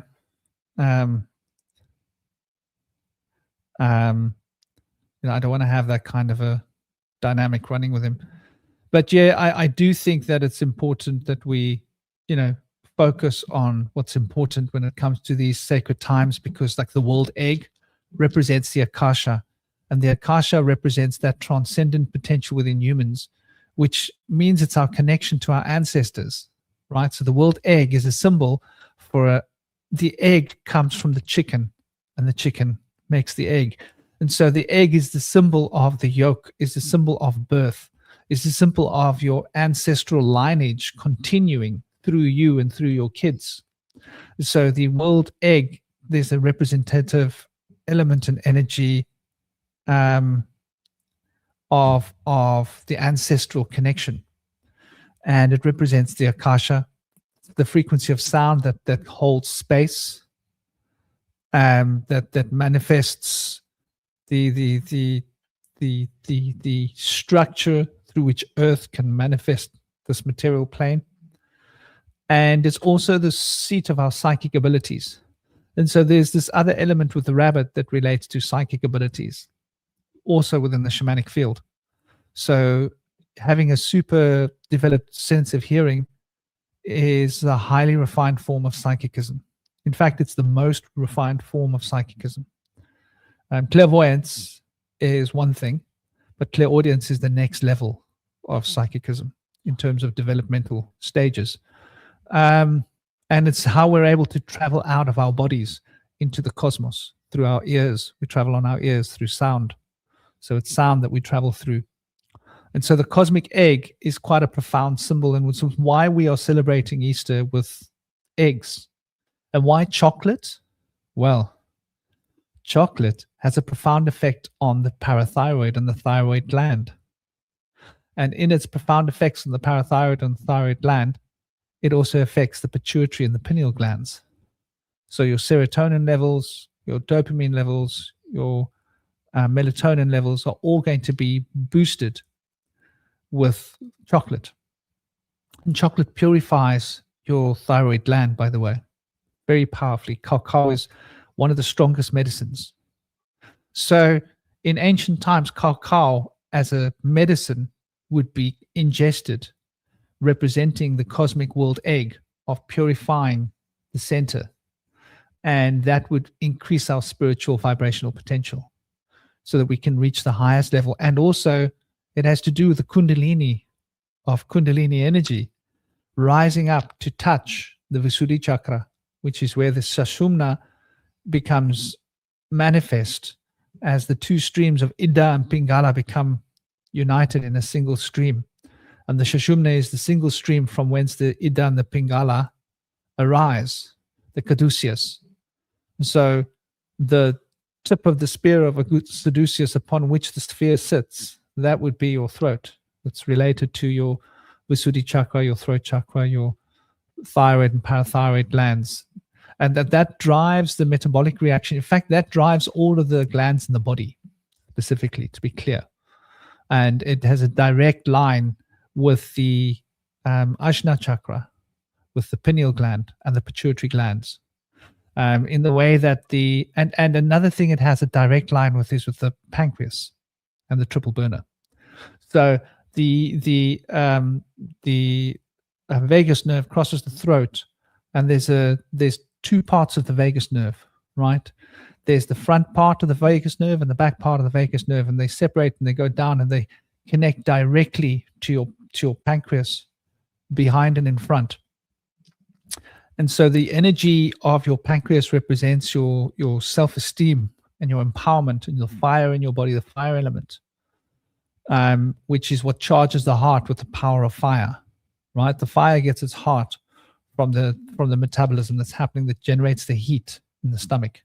And then the fire becomes the heart becomes a dispenser of the hot fluid, the hot fire throughout the system. And so it's an earth element that we're talking about essentially here that's being transformed into fire. The pancreas is a very important go-between, and it represents our self-esteem, right? Our stomach. And it also has to do with how we're able to assimilate information and able to assimilate vibrations and energy into our system. And so this connection with the pancreas is direct. And so one of the Kundalini effects that people will experience when they awaken their Kundalini prematurely would be like their hands. They might get muscle cramps in their hands, twitches in their hands, muscle cramps, shaking in their hands, specifically muscles, cramps, common, and cramps in their face. And that has got to do with the operations between the vagus nerves channeling of energy of pranic flow between the pancreas energy and the Visuddhi, between the thyroid and parathyroid glands. And the one part of the vagus nerve extends directly up through the neck into the face. And these nerves extend into the face, so they'll get facial cramps. Another part, the nerves extend out across the arms into the fingertips. And so they branch out into the hands, like little adventitious roots of the nervous system.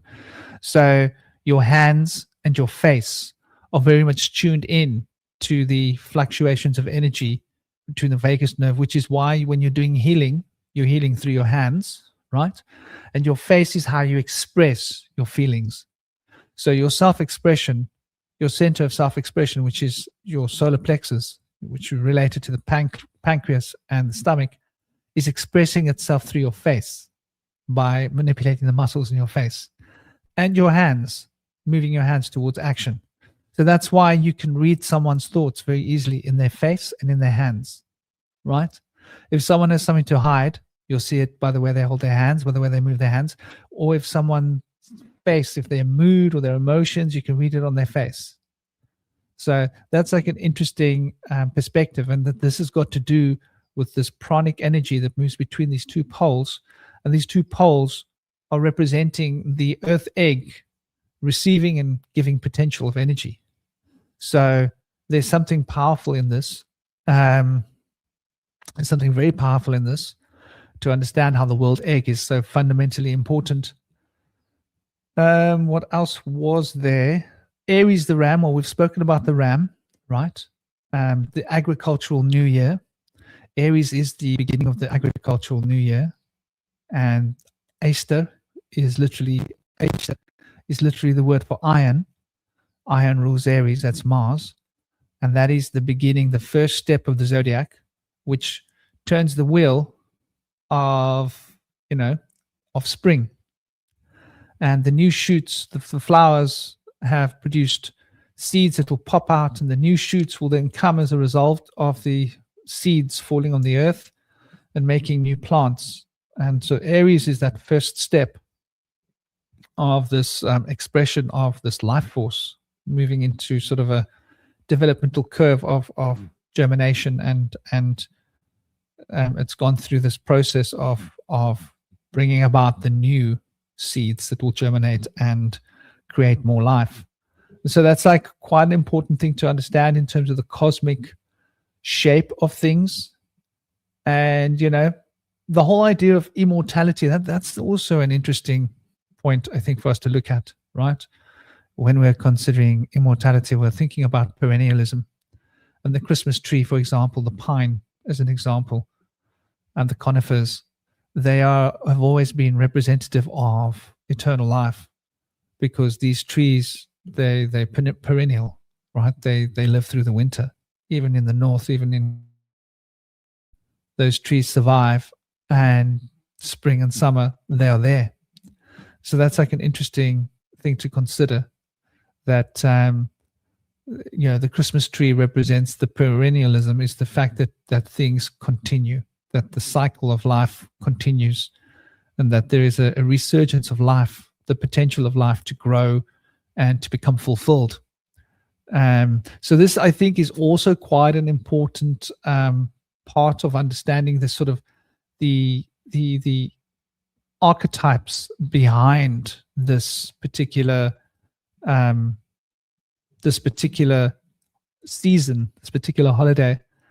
And obviously the rituals, right, of children going to look for eggs. Think about what the implications here. So we have these cosmic world eggs that are like packages of chocolate, which is powerful nutrition and powerful stimulation for the glands in the body. And the children will go and find these cosmic eggs. And so they got to go on like rabbit holes. They'll go looking for these eggs.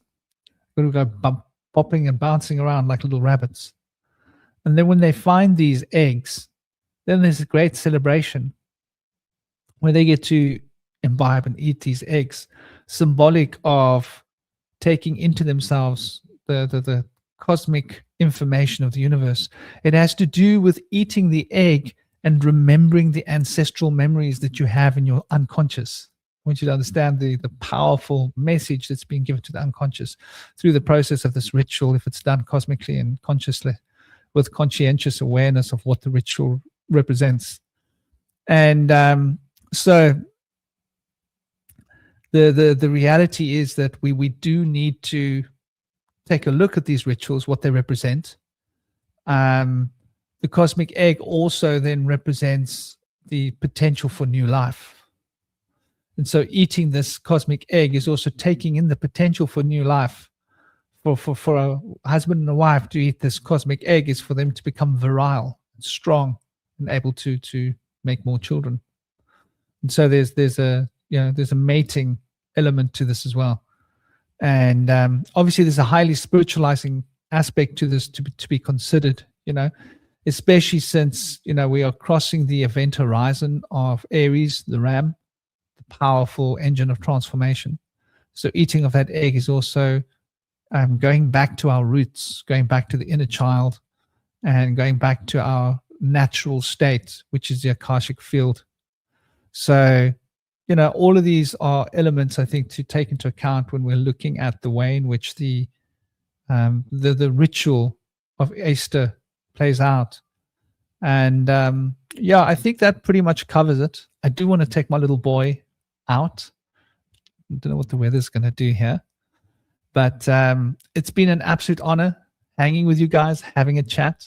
I pray you guys are going to have an absolutely fantastic holiday season, whatever you're going to be doing, however you're going to be celebrating it, that you're going to enjoy it, that you're going to take it easy, that you're going to smile, that you're going to chill and you're going to thrive. I haven't even been watching here. I should have been watching more conscientiously because I'm actually on my big laptop. I'm on my Linux machine, my old, beautiful, strong, hard, heavy laptop, not like the new light plastic things. I bought this in 2015, and it's got a good graphics card. It's got it was an entry-level gaming machine then, so now it's sort of a bit slow, but it's okay. It's not too slow because it's got a decent graphics card. Well, not decent, but not a gaming graphics card by these stages. It's got NVIDIA, one of the old NVIDIA chipsets in it. But yeah, so sending you all love, man. We've got Salad, we got the Star, we got Tomru, we got Valentine. Namaste, Valentine. I hope you've enjoyed. I hope you've all enjoyed the conversation between myself and dear TallTree. And Toby, brother, I take it you couldn't join. You were busy. I understand. Every D, big love. Big blessings. And D love, much love. And yeah, man, sending you all big blessings and peace, honor, and respect. And everybody else, and Vince and Natalie, and I'm scrolling up here. I hope I haven't missed anybody else here. But big love and big blessings to all of you that came to enjoy. Sending you all peace, honor, love, and respect. If I didn't mention your name, please forgive me. I scrolled up as quickly as I could to just try and catch the different names over the past sort of like half hour, whatever it is. But and to those of you that will come and watch, big love, peace, honor, respect. As always, tomorrow, the same time, the usual time, the round table will be on. Maybe not so long a round table. Hopefully a shorter one. Under 4 hours is the goal. But I'm sending you all much love, peace, honor, respect. Take it easy. And Om Shanti. Happy Easter. Happy celebration. Happy mating rituals to those of you out there. It's a good time to get it on. It's always a good time to get it on. But now it's an especially good time to get it on. Surround yourselves with chocolate and just go wild. Big love and big blessings. Om Shanti. Have a lovely weekend.